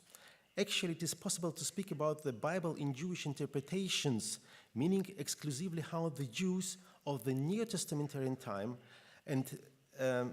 interpreted the Jewish Old Testament. Moreover, there is one instance in the reference to a New Testament verse in the Babylonian Talmud. So if you haven't ever heard of it, listen carefully. There is one instance in the tractate Shabbat where the reference is made to Avon Gilion, or Aven Gilion, which is in Hebrew sin of a scroll, which is a malapropism of the Greek noun evangelion. So evangelion is paronymically derived from Aven Gilion or Aven Gilaion. Then a second part of the verse from the Gospel of Matthew 5:17 is referred to in a slightly changed reading and in the Aramaic language. So it's very interesting to note so that the biblical text from the New Testament is cited not completely, partly, and not in Hebrew, but in the Aramaic. While the delimitation of the Old Testament from the New Testament is an easy task, the definition of the scope of the Old Testament is rather more complicated. The Septuagint manuscripts feature two more Old Testamentarian books than the Bible of the Orthodox Church, which is based on the Septuagint. While the Vulgate contains the fourth book of Ezra, and it is missing the third and the fourth books of Maccabees. In face of these variations in the number of books in the Old Testamentarian part of the Bible, manuscripts and translations, the canon of the Hebrew Bible seems to be stable. Yet it is important to remember that it also has experienced certain development. One of the clues to the history of the canon formation is the treatment of the book of Jesus Sirach, Ecclesiasticus, in the Jewish tradition. The book has not been included into the canon of the Jewish Bible, but its Greek, Syrian, and Latin translations became part of the corresponding canons. Interestingly enough, the passages from the book of Jesus Sirach are sometimes cited in the Talmud, and they are introduced by the formula shene'emar, as it said, and dichtiv, as it's written. These formulae are regularly used in the Talmud for introducing citations from the biblical books. So it seems like they would cite Sirach as a kind of a biblical book. In the Talmudic tractate Baba Kama, the citation from the book of Sirach is preceded by the formulation U meshulash bichtuvim dichtiv, and it is repeated for the third time in the writings, as though Sirach would belong to the writings. Such formulations indicate that at some time the book of Jesus Sirach, as Schechter puts it, had some biblical character, although it has not been included into the canon. And we have copies from of the book of Jesus Sirach in Cairo, Geniza, which indicates that even hundreds years after the conclusion, after the closure of the Jewish canon, the book has been copied and read. And we have even one manuscript that features a Kere note, similarly to the Kere note of the biblical Masoretic manuscript. And of course, some modern scholars look into the book of Sirach as a kind of closely related to the Hebrew Bible. So there was an idea to put the fascicle of the book of Jesus Sirach as an addition to the Biblia Hebraica Stuttgartensia. Now, we may assume that we have by now established what the Hebrew Bible is, and that we could now pass to discussing its interpretations. The notion is correct, but before we turn to the nuances of interpretations, we shall examine two examples that show how interpretation of the biblical text determines the form of the text itself. The first example is a Talmudic discussion concerning the script in which the Torah was originally written. Was it the Paleo-Hebrew or was it the Aramaic script, which is later called in the Talmud Assyrian script? The rabbis of the Talmud, while arguing and searching for arguments in favor of their views and ideas, cited biblical text and tried to find their support for their illustrious explanations and far-reaching speculations. While answering the question about the script, Rabbi Eliezer of Modin said that Torah was given in Assyrian script. So the question, what is the reason? The answer, the hooks of the columns, or the hooks of the pillars, meaning that the letters Vav of the Torah should look like columns or pillars. The phrase hooks of the columns, Vavei ha'amudim, is attested several times in the book of Exodus in the account of the building of tabernacle. Rabbi Eliezer related the noun column to the columns of the Torah scroll itself and compared them with the form of the letter Vav. He notes the resemblance between the columns of the text and the proudly towering shaft of the letter Vav. Torah scribes of the latter times have picked up the idea of connecting the notion of Vav with the notion of columns of text and have developed the stipulation according to which almost every column of the Torah scroll should start with the letter Vav. Thus, the Talmudic explanation about the historical form or supposed historical form of the biblical or Torah text produced an interpretation about how a Torah scroll should be written and should be also formatted in modern times. Now,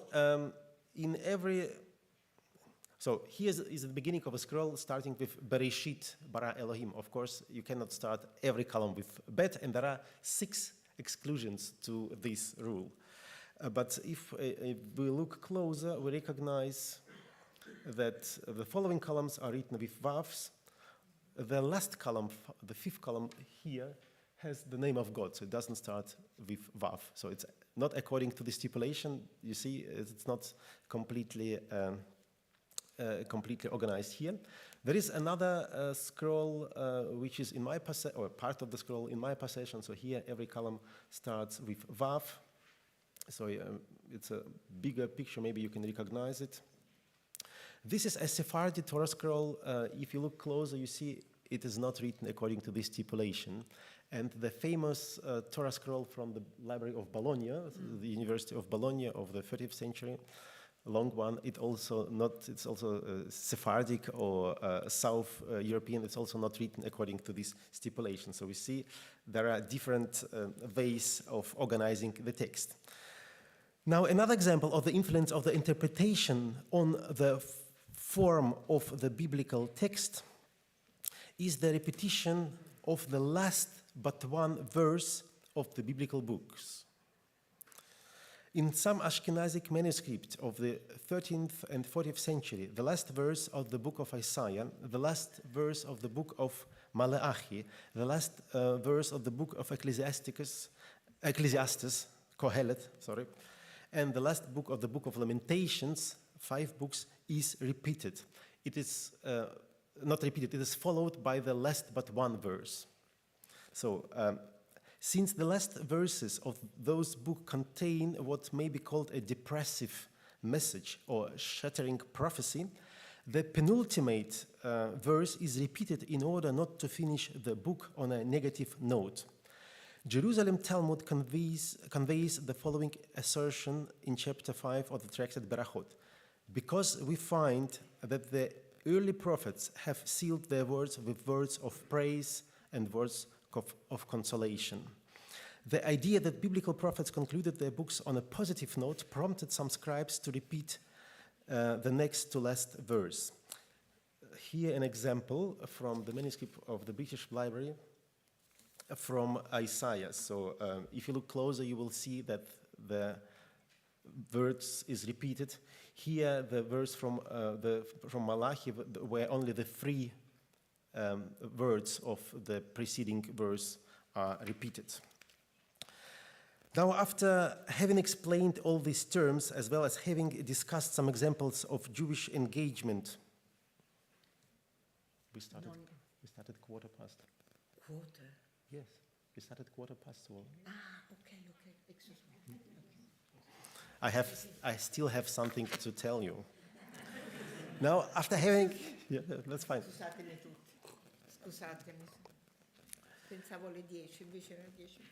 After having explained the terms interpretation, Jewish and Jewish Bible, as well having discussed some example of Jewish engagement with the Bible, we can turn to the variety of Jewish interpretations and the ways how the meaning can be extracted and how inspiration can be drawn from the biblical text by the variety of grammatical and rhetorical devices.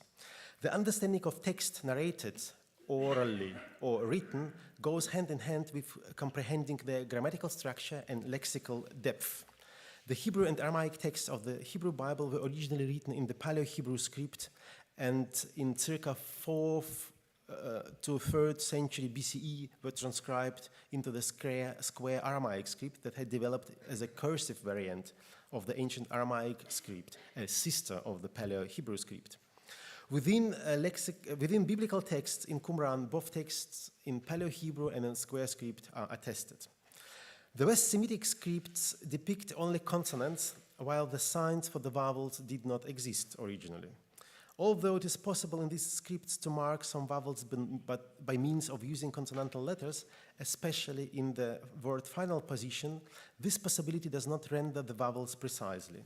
The biblical texts were written and transmitted without vowels for almost 2 millennia. Thus, when Apostle Paul speaks about the offspring of Abraham in the Epistle of Galatians, he built his argument on the notion that God has given his promise not to Lezarecha, but Lezarecha. So it's not kai to spermati autois. Ulegai kai tois spermasin, which in Hebrew can be discerned only by using the letter yod in the form as you see it. We do not know exactly when the Jews started to use additional signs designated for marking the vowels and the syntactic division of words, but the systems for depicting vowels did not emerge prior to the end of the 8th century. The scribes and scholars who have developed three vocalization systems are called Masoretes, and that's why we speak of the Masoretic text. And then we go to the first page of the handout where you see a chart on Hebrew vocalization and accentuation systems. So those who are dealing with the, who learned Hebrew maybe know only one of them, only the standard system, but within every tradition we have several levels, several layers, and several branches of vocalization. Now, the rabbis of the Talmudic era also had to rely solely on the consonantal orthography while interpreting the biblical texts. In some cases, the consonantal orthography has decisive meaning for establishing the religious law, halacha. For example, in the case of the performance of the expiatory sacrifice described in Leviticus 4, there is a question how many times the blood of the he-goat should be put on the horns on the altar. So how do you proceed with this blood? The Talmud tractate Sanhedrin tries to give an answer to this question by referring to the mentions of the horns of the altar in the biblical text. The school of Rabbi Shammai say, so the people say, horns, horns, horns. There are 6 there. 4 are prescribed, 4 horns are prescribed, but 2 are indispensable. So at least 2 you should put the blood at least on 2 horns. The school of Rabbi Hillel say horns, horns, horns. There are 4 here. There are 3 are prescribed, but 1 is indispensable. What does this text mean, and how do the sages arrive to the number of 4 or 6 for altar horns if there are only 3 mentions of the horns in the biblical text? So they say horns, horns, horns. The rabbis derive their decisions, in this case, from the orthography of the corresponding words in the biblical text. The school of Shammai says that the horns karnot is written with the letter vav, as you see it with the red letter vav. And according to one of the principles of rabbinic hermeneutics, the orthography indicates that the form karnot, that is already plural, is, so to say, additionally or doubly plural. So it's plural, but it contains vav for plural, and that's why it's 2 times plural. That means this form would mention horns 2 times. Yes, correspondingly, 3 occurrences of this form are explained as 6 mentions of the horns. The school of Hillel cites the biblical text in a slightly different orthography. The first 2 occurrences of the words are written without the letter vav, while the third is written with the letter vav. The idea behind this exegetical move is that no letter in the Torah is superfluous, but the presence of the letter vav in the form karnot does not add any grammatical information, since the indication of plural is carried out by the presence of the letter vav in the word. Accordingly, the function of the letter vav is something that goes beyond indication of the plurality of the form. The schools of Shammai and Hillel consider vav as indicating the plurality, or rather the doubleness of the form. Another example is lexical parsing of the text. A very known example, of course, to those who deal with the Septuagint and New Testament example, shows how the specific meaning was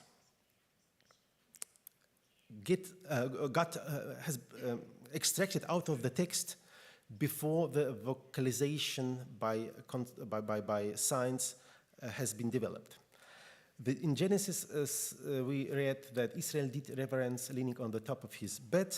The Septuagint translates the Hebrew text prior to the emergence of the vocalization and has the reading leaning on the top of his staff. The known mem, tet, yod in Hebrew derives from the verb nata, to bow down, to lean. And it has two meanings, or two possible derivations, so to say.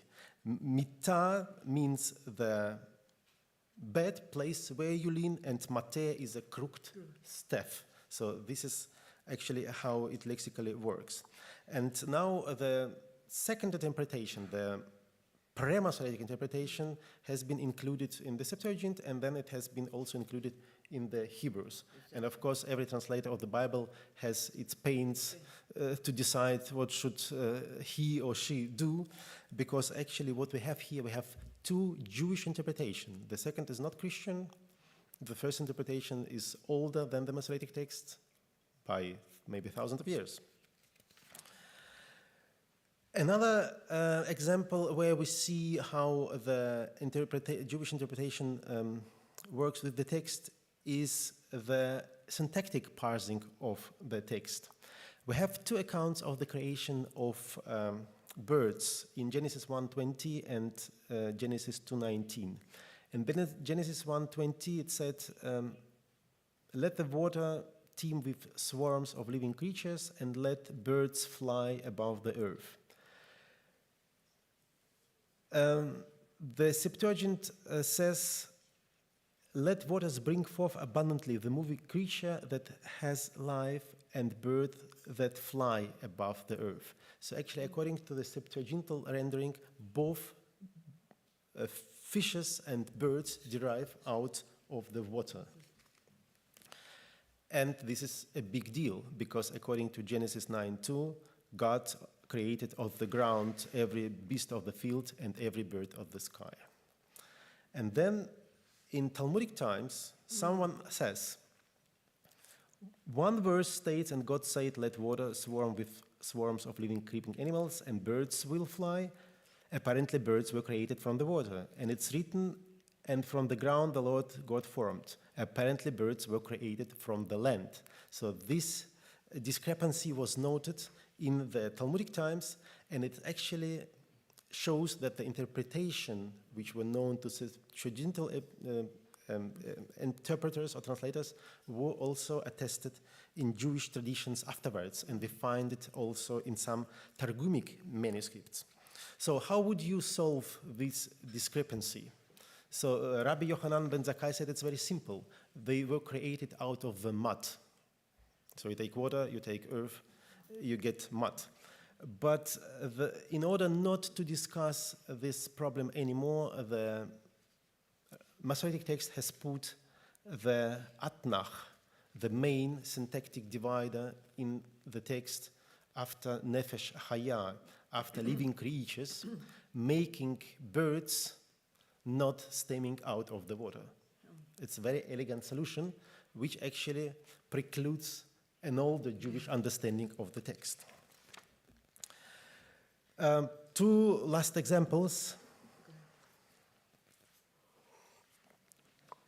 Besides searching in the Bible for proof of legal decisions, for halakha, and for explanations of difficult or contradicting passages, ancient Jewish exegetes also commented upon the text they read. Several sets of exegetical rules for deriving meaning or meanings have been developed out of the praxis of Bible interpretation. There are 7 rules of Hillel, 13 rules of Yishmael, and 32 rules in medieval times. In Christian exegesis, the idea of 4 senses of Scripture is known, and this idea has been later adapted to the Jewish Bible exegesis. Now, even if the formulation of 4 approaches is relatively late, the perception of corresponding meanings in the biblical text is an old idea. One example of how the search for the straight meaning was applied in Talmudic times can be found in the tractate Sanhedrin. Where is it? Yes, the tractate Sanhedrin applied to Isaiah chapter 11. A shoot will come up from the stump of Yesse, from his root a branch will bear fruit. The Spirit of the Lord will rest on him, the Spirit of wisdom and of understanding, the spirit of counsel and of might, the spirit of knowledge and fear of the Lord. And his smelling is a very difficult form in Hebrew, hareicho, and his smelling will be in the fear of the Lord. He will not judge by what he sees with his eyes, or decide by what he hears with his ears. But with righteousness he will judge the needy, with justice he will give decisions for the poor of the earth. And this is how the text is interpreted in the Talmud. Rabbi Alexandri says, his smelling, this specific form, haricho, teaches that God burdened the Messiah with commandments and afflictions like milestones, rechaim, paronomastic attraction, reach, rechaim. Rava says it means that he will smell and judge, and it's written, and he shall never judge after sight of his eyes, and he will never judge under the hearing of his ear. So you see, the interpretation is he will judge by smelling. If you don't believe it, we can see how this notion was applied in the later times of Bar Kokhba. Bar Koziva ruled 2.5 years. He said to the sages, I am the Messiah. So actually there are also sages who said that he is the Messiah. But then they said to him, with regard to the Messiah, it's written that he smells and judges. Can you smell and judge? Do you judge according to your smelling? No. Let us see whether he is able to smell and judge. Once they saw that he could not smell and judge, the Gentiles killed him. I think that's a wonderful importance of literary exegesis, firstly, and then the application of this exegesis. Even if they even if it's just a literary story, but we see how the exegesis can be applied for understanding the reality. According to the explanations, Messiah will judge neither by the sight of his ear, by the sight of his hearing, by the hearing of his ears. So it still remains to understand the form haricho. It's really difficult, but this is what the explanations have done with it. And the last example, which I bring, I put under the title of symbolical exegesis. The last example provides the application of symbolic exegesis once again in the debate about the Messiah. The sages of the Talmudic times have discussed many issues connected with the Messiah and his or her qualities, his or her skills, his or her names, his sufferings, as well as his comings and the signs and the times thereof. There is a longer section with speculations on messianic issues in the Babylonian Talmud Sanhedrin. The following question appears on page 96-97. Rav Nachman said to Rabbi Isaac, have you heard when Bar Nafle will come? Rabbi Isaac said to him, who is Bar Nafle? Messiah, he answered. Do you call Messiah Bar Nafle? Even so, he rejoined, as it is written, in that day I will raise up the tabernacle of David that is fallen, ha-nofelet. Sukkot David ha-nofelet. Nafelet, Nafle. Why does this text refer to Messiah as Bar Nafle, son of Nafle? And what is the meaning of the second part of this expression? Talmudic texts are originally not vocalized, and the exact form of underlying Nafle is not known, and hence its meaning is not easy to infer. In all probability, it derives from the Greek expression huios ton nephelon, son of clouds, since in the vision of Daniel in 7:13, someone who looks like a son of man comes with the clouds of heaven and approaches the Ancient of Days. There is no wonder that a Greek word has been subject to Jewish exegesis. There are thousands of Greek words in Hebrew and Talmudic times, and Talmudic sages sometimes tried to give to such words Hebrew etymologies. The specific example discussed here indicates that Septuagint and its renderings of the Hebrew text were known to Jewish exegetes in the time in which a Septuagint has already become the Christian Bible. There are two other explanations for Bar Nafle which should be mentioned. Although less possible or even originating from an error, they demonstrate the paths Jewish interpretation may take and the allusions it may evoke. The Yemenite tradition of the Talmud reads the form nafle with the vowel e, so it's like nifle, bar nifle. This vocalization could indicate that the form was phonetically influenced by the noun nephilim, giants, attested in the Bible. This phrase thus would mean son of giants. The Talmudic manuscript of Biblioteca Nazionale Centrale di Firenze reads Bar Naphtali, son of Naphtali, instead of Nifle.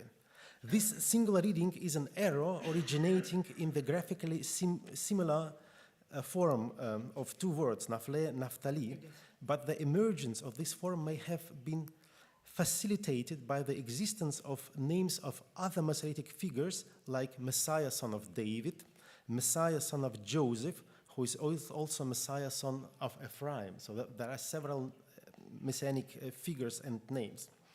The properties and activities of those hypostases have been discussed in the literature of the Talmudic period. This possible explanation of the expression bar nafle demonstrates how one expression may have induced various ideas within the circles of interpreters. Now, the Talmudic text connects the mention of nafle by the means of paranomasia with the text of Amos 9:11, where participle nofelet is attested. In this case, the similarity of sound is denominator common to both expressions. This way of exegesis is also attested in the very last example we have today, which continues the discussion of the names of the Messiah. Rav says, the world has created only for David, and Shmuel says, for Moses, and Rabbi Yohanan says, for Messiah, or for the Messiah. So what is his name? The school of Rabbi Sheila says Shiloh is his name, as it's written, until the Shiloh shall come. The school of Rabbi Yannai say Yinon is his name, as it's stated, may his name endure forever, may his name continue Yinon, as long as the sun. The school of Rabbi Hanina says Hanina is his name, as it states, for I will show you no Hanina, no favor. And some say that Menachem ben Hiskiah is his name, as it's stated, because the comforter, Menachem, that should leave my soul as far from me. Rachok mimeni hamerachem. And the rabbis say the leper of the house of Rabbi Yehuda Hanasi is his name, as it is stated, indeed our illness he did bear and our pains he endured, yet we did esteem him endured, stricken by God and afflicted. So here we have a wonderful example how every school of rabbis interpret the name of Messiah according to the names of the Rebbe itself, finding in the person of Messiah these specific qualities associated with the name and so to say, proven by the biblical text. I stop this and I thank you for your attention.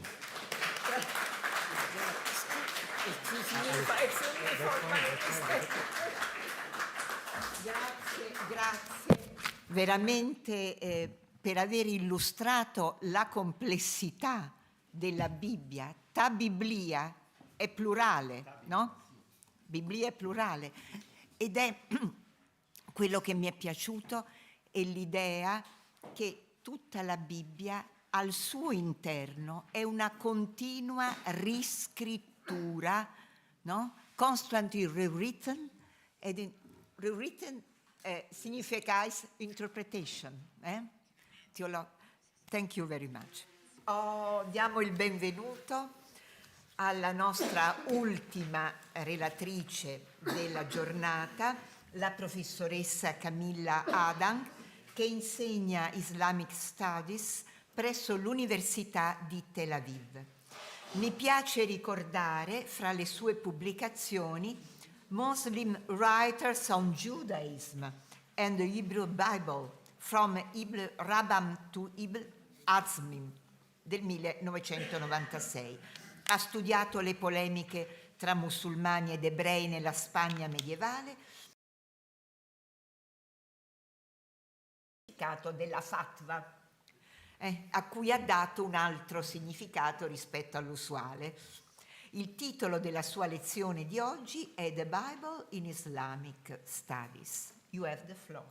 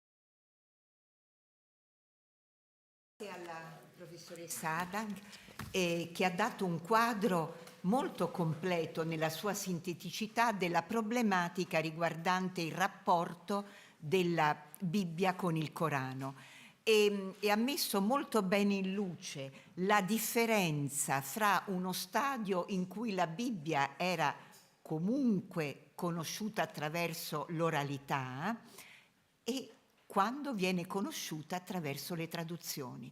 A quel punto, con il testo scritto, si può veramente introdurre una polemica, apologetica polemica. Quindi questo è un punto veramente rilevante da ritenere per chi meno conosce, come la sottoscritta, le tradizioni coraniche. Bene, apriamo la discussione.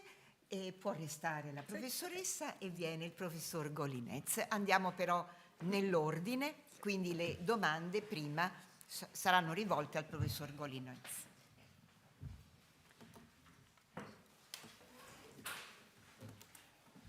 Vi prego di rompere il ghiaccio, se no sono costretta a romperlo io.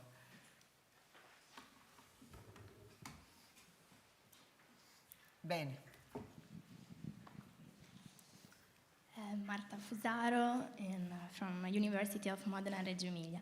Thank you for your speech. It's a long question, but it will be. I hope that it will be clear.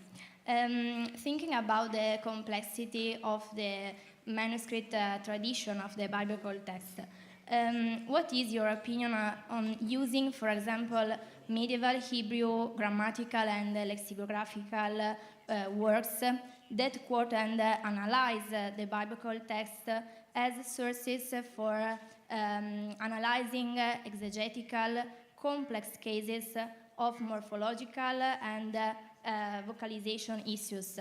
I'm thinking, for example, about the works of Ibn Ezra or Radak, who says that before writing his works, he collects and looking about the manuscripts of the biblical text, and we hope that is true.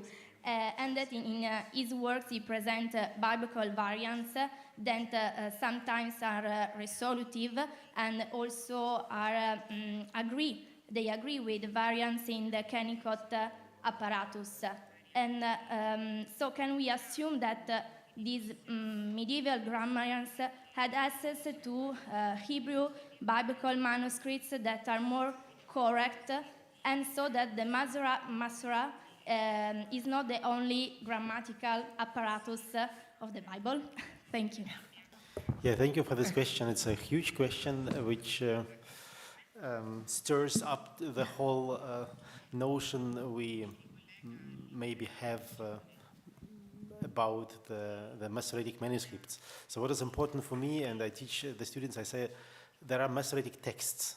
There are several texts, many texts. We don't know how many, so there is not a Masoretic text, and this is I tried to put on the chart. And indeed, actually our view, or I would say the European view, is very narrow. So we have our Bibbia Hebraica Stuttgartense, at least in Germany and in many other lands.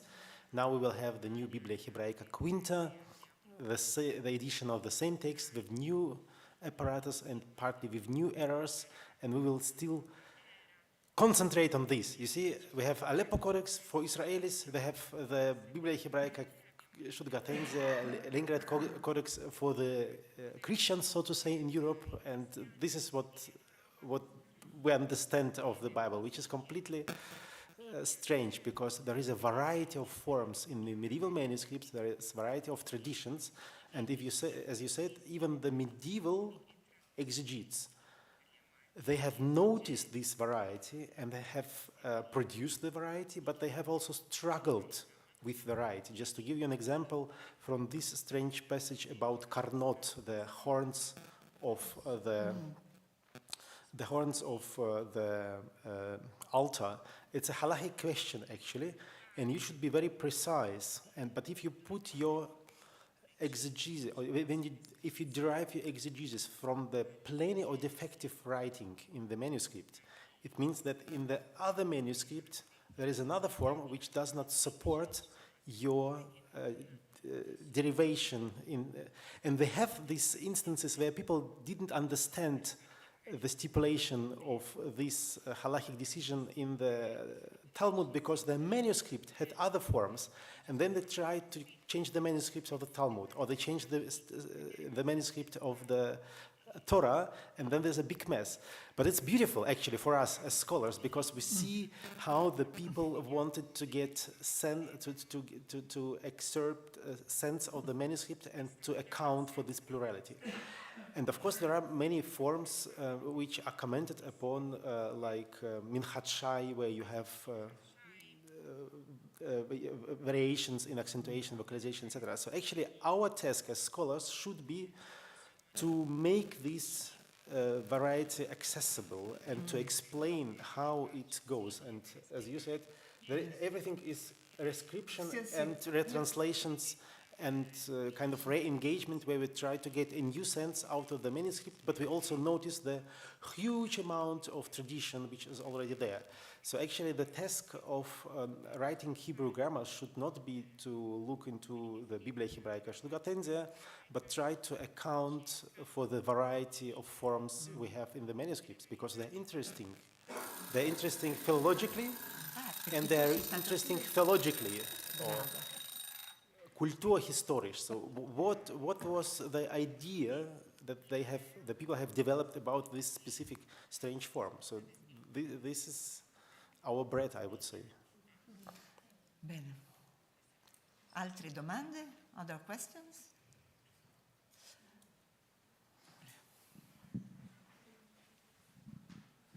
Thank you very much for your presentation.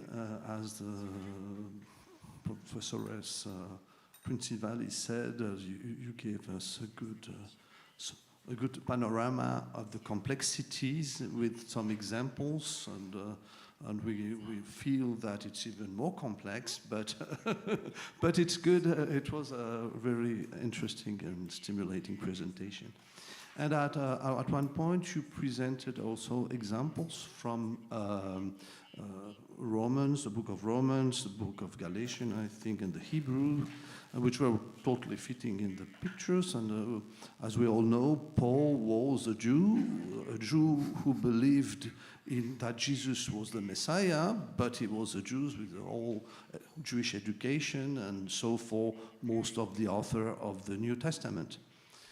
But then it struck me, I say that with grano salis, it struck me that the Jewish author of the New Testament were not listed in your first list when you said Jewish group and their literary production. And I said, well, are we not missing something there? Thank you. That's a very good point. So actually, it also shows. I will write it down. Yeah. It also shows specific, presuppositions we have. So I was invited to speak about Jewish interpretation. I said I will speak about Jewish interpretations, even if I cannot present everything. Yeah. But then I speak about, so what is Jewish? Jewish Bibles. What is actually Jewish? How you confine it, etc. Yeah. And of course, I speak about Jewish, and I really think about the New Testamentarial forms. And of course, the Christian Jews or Jewish Christians, as one of the sects, could also be named in the chart I have given to you. But maybe someone would say, no, it's not Jewish, it's Christian. We expect you to speak about things Jewish. So, but you're correct. So actually, we think in such blocks. We think in intertestamentarian blocks, Essene, Qumran blocks, New Testamental things which are non-Jewish, and Jewish. But what is actually Jewish? I mean, we can even define, even within the Jewish studies, we cannot define exactly what is Jewish. Yes. What is Jewish art? What is Jewish literature? Is it literature produced by Jews, or is it literature written in Jewish languages? Yes. Even in linguistics, people write books about Jewish languages and then introduce their Jewish Russian or English Jewish language, which is of course nonsense. There is no English Jewish language. You can use just specific Yiddish word in English of New York, but it doesn't make your language. So it's a continuum actually. it's actually a continuum, so we should understand it as continuum, but of course every one of us has his capacity to do only with limited things, and then we have such borders or such limits or limitations. What's limit? Paul is Jewish, for example, no? And the thought of Paul is Jewish in his reinterpretation, but Jewish, no? Questo è il problema. C'è tutto giudaismo estremamente complesso. Yeah, I confini. and of course Judaism of today is not Judaism of back then. And medieval, there has been different medieval Judaisms, and even today we have many Judaisms. So what is Jewish? I don't like actually this adjective and talking about it. So it's just what we do about it. So what is Christian? Is Indian Christian Christian, or is it non-Christian? So it's very interesting questions actually. Essential questions, but difficult. I don't know if it answers, Patrick, your questions. Yeah, thank you for the comment. Another question?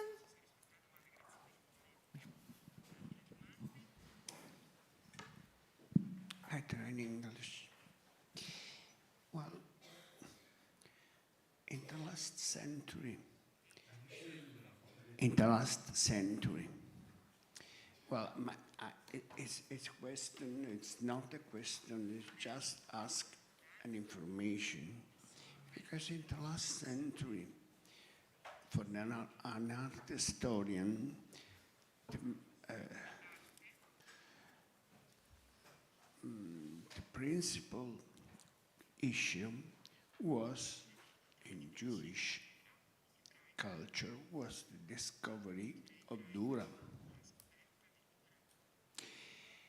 And in parallel, the publication of good enough Jewish symbols in the Greek and Greco-Roman age or something like that. 4 volumes, yes. Jewish symbols. Of course, yes, of course. And then bursted a strong argument about the existence or not of a pictorial tradition in the early centuries of biblical images in the Jewish art. It was very, very strong, very hot, and many Jewish scholars, like Bezalel Narkis, for example, or Elisheva Revel Neher, strongly supported the existence of a biblical tradition of pictures in Jewish art. But on the Christian side, there was perplexity. And in a sense, it became a battle, a fight between Jewish scholars and Christian scholars. And it ended in 1999. I think there was a meeting, a big meeting in Jerusalem about Dura Europos and connected issues. I think that Christians do not participate anymore because it was clear that when Jewish scholars said that even the cycle of mosaics in Santa Maria Maggiore with the stories of Joshua, well, the cycle depended on a Jewish prototype. Well, we could. May I answer? May I answer to your comment? Sorry? May I answer to your comment? Può rispondere. No, just something more. And, well, this cycle of mosaics were considered a translation of a Jewish antecedent prototype, archetype, or something like that. Yeah. It was crazy. I think it was crazy, really. And, but my question is, Jewish universities or scholars are going on the story of the Jewish antecedent of Christian art. Yeah, firstly, thank you for your comment. Firstly, what comes to my mind, I also thank the organizers of the conference for inviting me, scholars of Jewish studies, and actually languages, a philologist, to the conference on Bible and Middle Ages. Of course, the Middle Ages, it's also a big frame. And of course, it's very interesting to be within people who are historians and who are historians of arts, because the artifacts I study are also manuscripts. Maybe I'm more interested not in the embellishment and not in the pictures, but maybe also in layout, maybe also in the tradition of writing, etc. So it's interesting to see people coming from different disciplines to discuss things. Even I don't understand because it's your specific topic, and maybe things you don't really understand, but it's too specific what I do. In any case, also looking at the Jewish studies in Germany and Jewish studies in United States and Jewish studies in Israel, I know that the discipline, the people are very complicated. Maybe the discipline is not complicated, but the people are very complicated. Expectations are very complicated, and there is, of course, a history of Jewish-Christian interrelations and fights, not only physical, but also humanoidical, but also ideological. And of course, it brings, so to say, its background to all what we do. Maybe I'm too young and too naive still, but I think that if we just discuss what we find in our artifacts independently, if we are scholars of Jewish studies, Jewish art, general art, European history, whatever, if we just discuss it and put our knowledge together, we will understand things better. And of course, I think also Jewish scholars from Israel, they also had to fight sometimes to propose their understanding and even to bring their artifacts. Europeans discuss back to the Jewish tradition, or to make Jews themselves aware of the things we have. Because it seems sometimes, even in Europe, in theological studies, that the Christians or Germans, I don't speak about Christians and Jews, the Germans are more interested in the things than the Hebrews. The Hebrews are less interested in the Hebrew Bible than the Italians. Because you have Hebrew studies in Torino, etc. So you are interested in the things sometimes even more than the Jews. So it's a very interesting, I mean, for cultural studies. So what we do should be studied culturally, actually. Yeah. Okay. But maybe enough for... No, can I ask? Sure. What do you think about the possibility to reconstruction from the Septuagint an older text of original? No, because the problem of the relationship between Septuagint and Masoretic text is a problem. No? It is. Well, there are many scholars who deal with this in many places. I think we should really try to see, firstly, we should really try to see the two things, the pre-Masoretic Bible and the Masoretic Bible. Yeah. and not to use the Septuagint in order to say the Septuagint confirms the Masoretic text. This is the one thing. Yeah. On the other hand, we have still something to do in the Septuagint studies, I understand it. For instance, we have specific letter confusions in the translation of the Septuagint. So we see translation and we see that they say that derives from a specific letter confusion in the square script.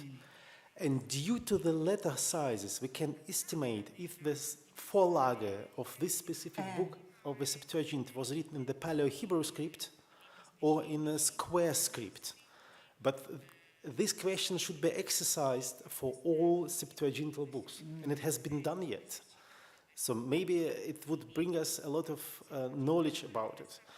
Another thing, we have a very interesting example of exegesis or exegetical device, basically, where in Jewish, in Talmud, for instance, where the difficult word is explained in the way that the letters are interchanged. So they say, don't read A, B, C, don't read Katav, but read Tabav, and you get the new meaning. And we have such examples in the Septuagint where the reading, the translation of the Septuagint in comparison to, we cannot even say translation because we don't have the Vorlage, but what we understand as a translation of imaginable Hebrew text shows there is an interchange of letters. And the question is, if it's an error, if it's an intentional exegetical device, or maybe even not exegetical, maybe it's even lexical device because the ancient translation didn't know this exact lexical item.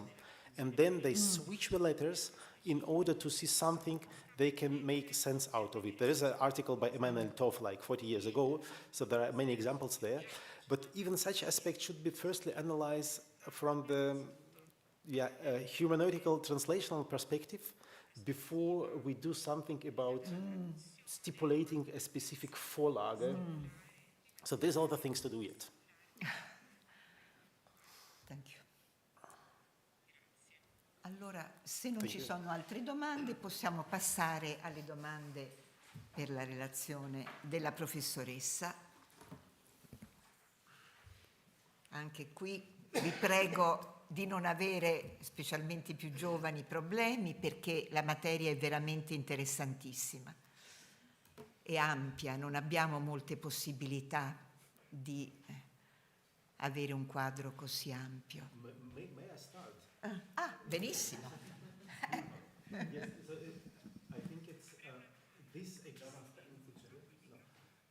Already the example you have shown us, for instance, this one from the five sources of revelation mentioned in Talmud, and the name of Uzair, which is Ezra, it already shows us that what we would expect, a clear-cut citation, as it's said by the prophet, so on, so we don't find it there. So the people have, have received the biblical, Jewish biblical and Christian biblical figures, ideas, not in the way we would like to have it today. So it was a kind of, also a kind of spectrum of ideas. People would discuss, explain, put their things together, and now we as scholars want to put it in very clear-cut categories and see the clear-cut citations from, but we don't find it. So what do we do with this? Thank you very much. The problem about Uzair, Uzair, who is mentioned along with Jesus as being a son of God according to Jewish interpretation. Of course, there is no such Jewish belief that Ezra Maybe it has been. was, well, so as far as we know, there was no Jewish group who considered Ezra as having been the son of God. So there's been a lot of speculation also in Islamic exegesis, but also among European and American scholars. Where is this coming from? I mean, how come that the Quran draws a parallel between Jesus being the Son of God on the one hand, and Ezra being the Son of God, supposedly, according to the Jews, on the other. And one of the theories is that it was known in Arabia that Ezra was regarded as the one who renewed the Torah after it had disappeared, after it had been destroyed. And according to the 4th book of Ezra, he was divinely inspired and was able to restore the Torah after it had been lost. So that this earned Ezra a very special status in Jewish eyes, and that might account for the assumption that he was some kind of son of God. But that's just one theory, though this has been accepted by many scholars. But again, that would mean some kind of awareness of an apocryphal book in Arabia.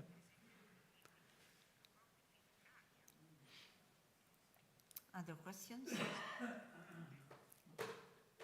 Prego. Il nome?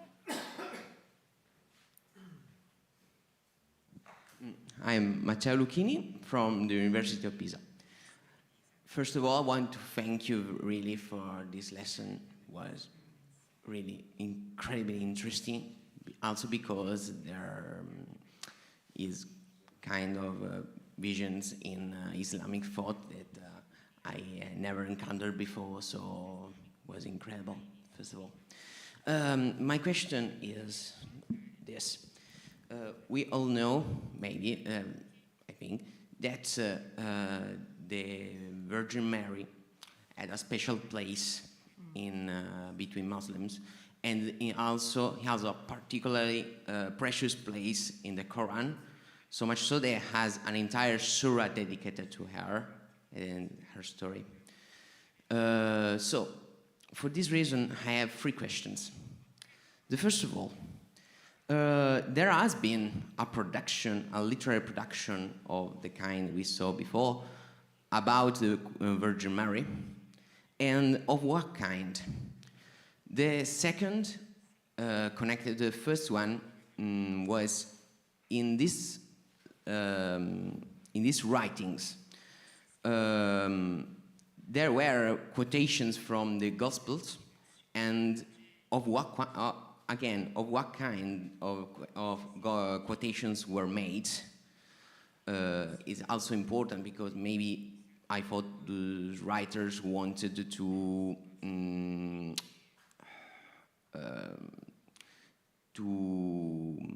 make more relevant some aspects of her life instead of others. And the third question that I want also to address to all, if there was some discussions also interreligious about the Virgin Mary in general, because is a figure that is important both for Christians and Muslims. Thank you. Thank you very much. Yes, Mary plays a very important role in the Quran. First of all, as the mother of Jesus, and maybe it's worth recalling here that in the Quran, Jesus is also called Al-Masih, the Messiah. So he is defined as the Messiah, though it is not clear that there was an awareness of what it actually meant for Jesus to be defined as the Messiah. So Jesus is the Messiah, and he's also Isa bin Maryam, Jesus the son of Mary, and Mary has a prominent place in the Quran. The fact that she has a prominent place in the Quran, of course, played a role in interreligious discussions, dialogues, but also polemics. because the way in which Mary but also Jesus are being depicted in the Quran does not quite correspond with the way in which they are depicted in the Gospels. So yes, the fact that both figure so prominently in the Quran was a basis for discussion, for also polemical discussions. For example, I don't recall right now what Ibn Hazm of Cordoba had to say about this particular feature. I mean, of course, I should also add that Ibn Hazm was a literalist, so he took what is written in the Quran literally, or at least he said that there is no metaphor anywhere in the Quran. What you see is what you get. But he applied the same criterion also to the Jewish and Christian scriptures. So what you see is what you get, and so if there are contradictions, if there are contradictions also between what is said in the Quran and what is said in the Bible, then the Jews and the Christians have to account for that. So the fact, he would say, that certain things are being said about Jesus and about Mary in the Bible which do not correspond with the Quranic image shows once again that these other books have been falsified, because if they were the true revelation, they would correspond to what is said in the Bible. What I would like to add here is that in Shia tradition, there is a kind of parallel to the reverence and veneration for Mary, namely the veneration of Fatima, the daughter of the Prophet Muhammad.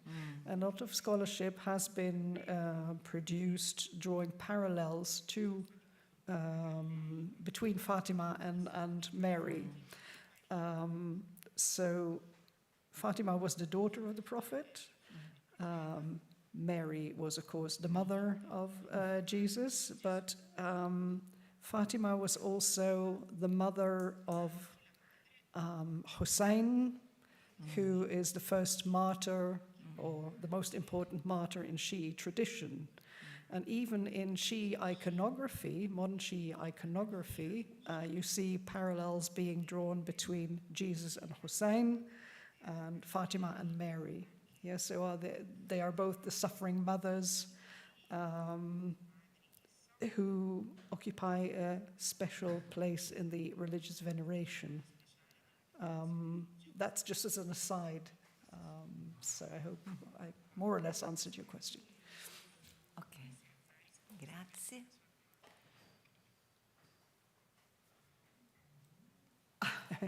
Two questions. Benissimo. In contemporary.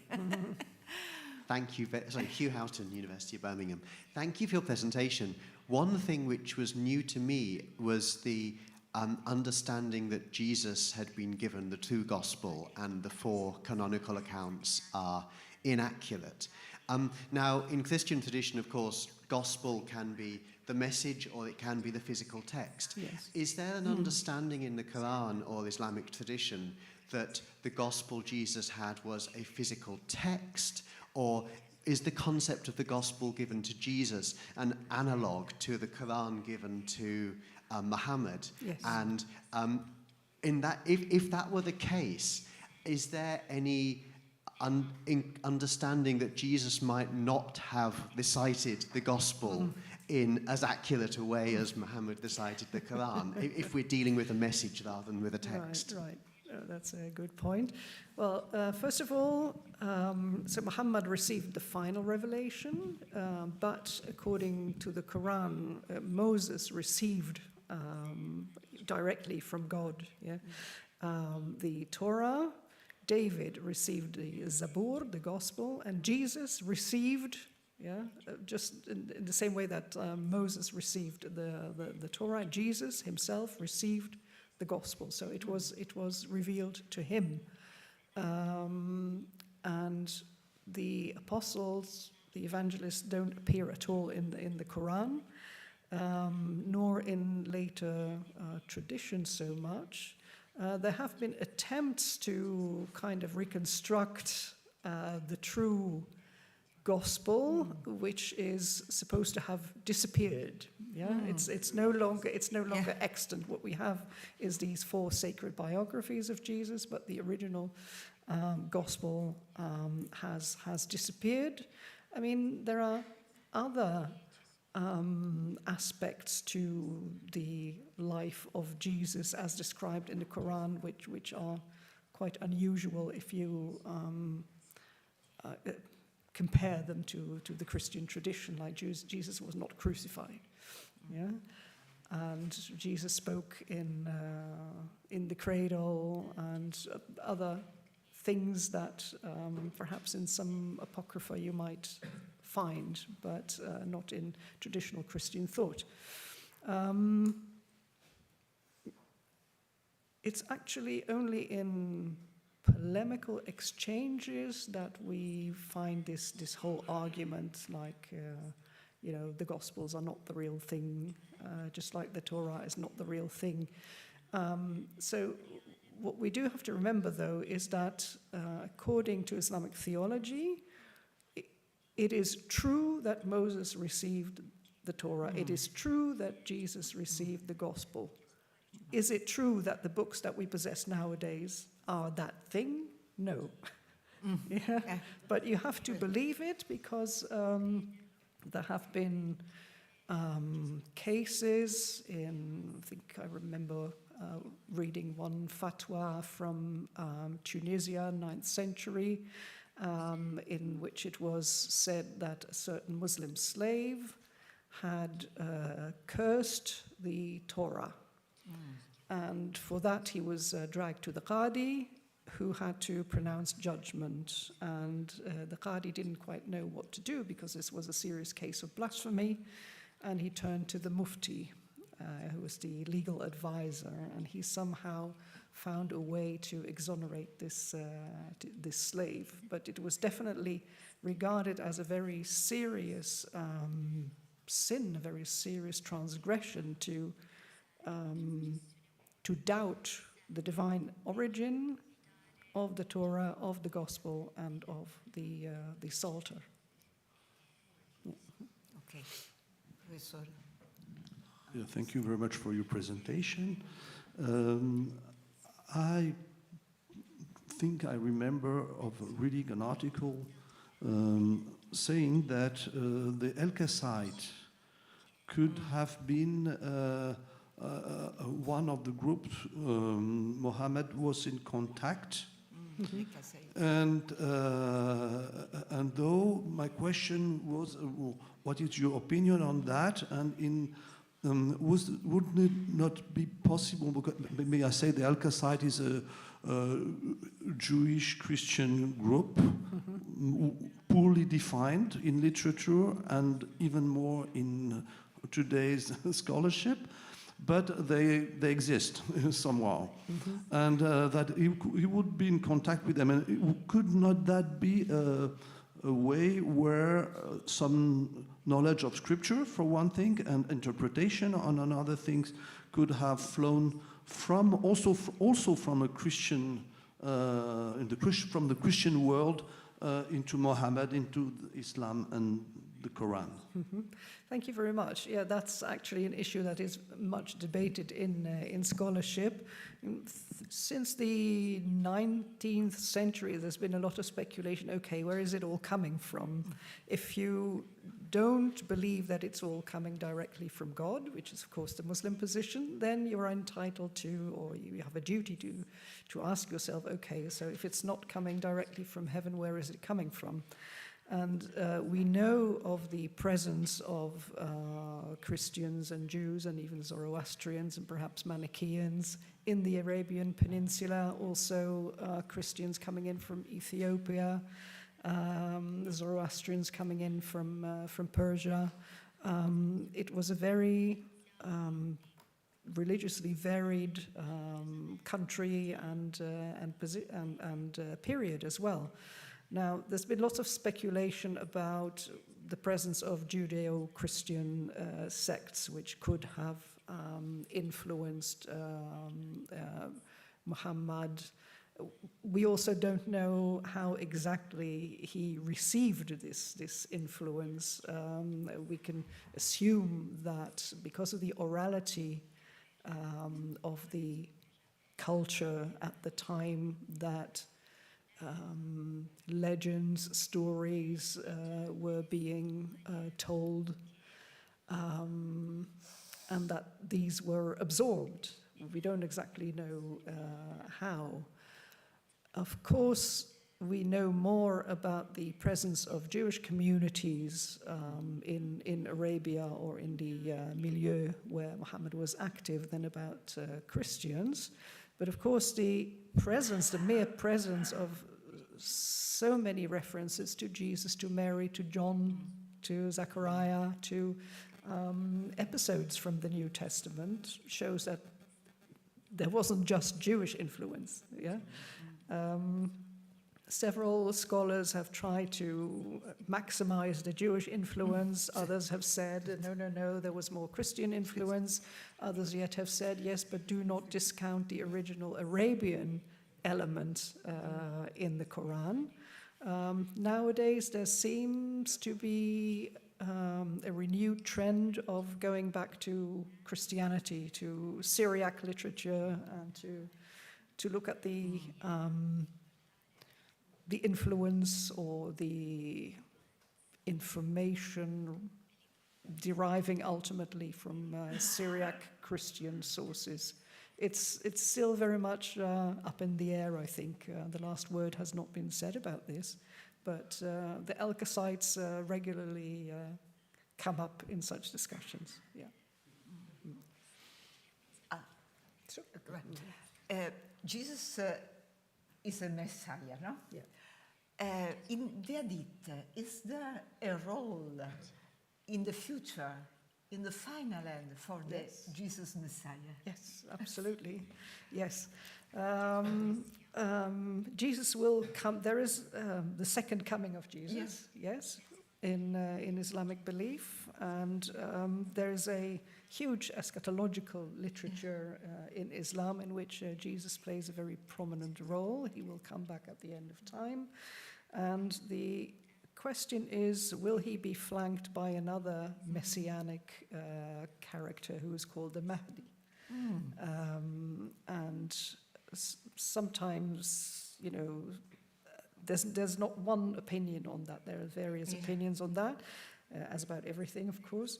And some say the Mahdi and Jesus are one and the same person, and others say, no, there's Jesus, who's the Messiah, and then there's the Mahdi, who is another eschatological figure, but together they will beat the Antichrist. And the Antichrist. Yes.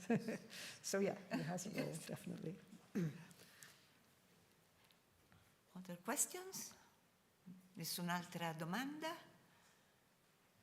Allora, penso che abbiamo lavorato bene, parecchio, grazie ai nostri relatori. Grazie. Allora, si ricomincia come al solito alle 3:30, no? Quindi ricordiamoci la puntualità. Grazie.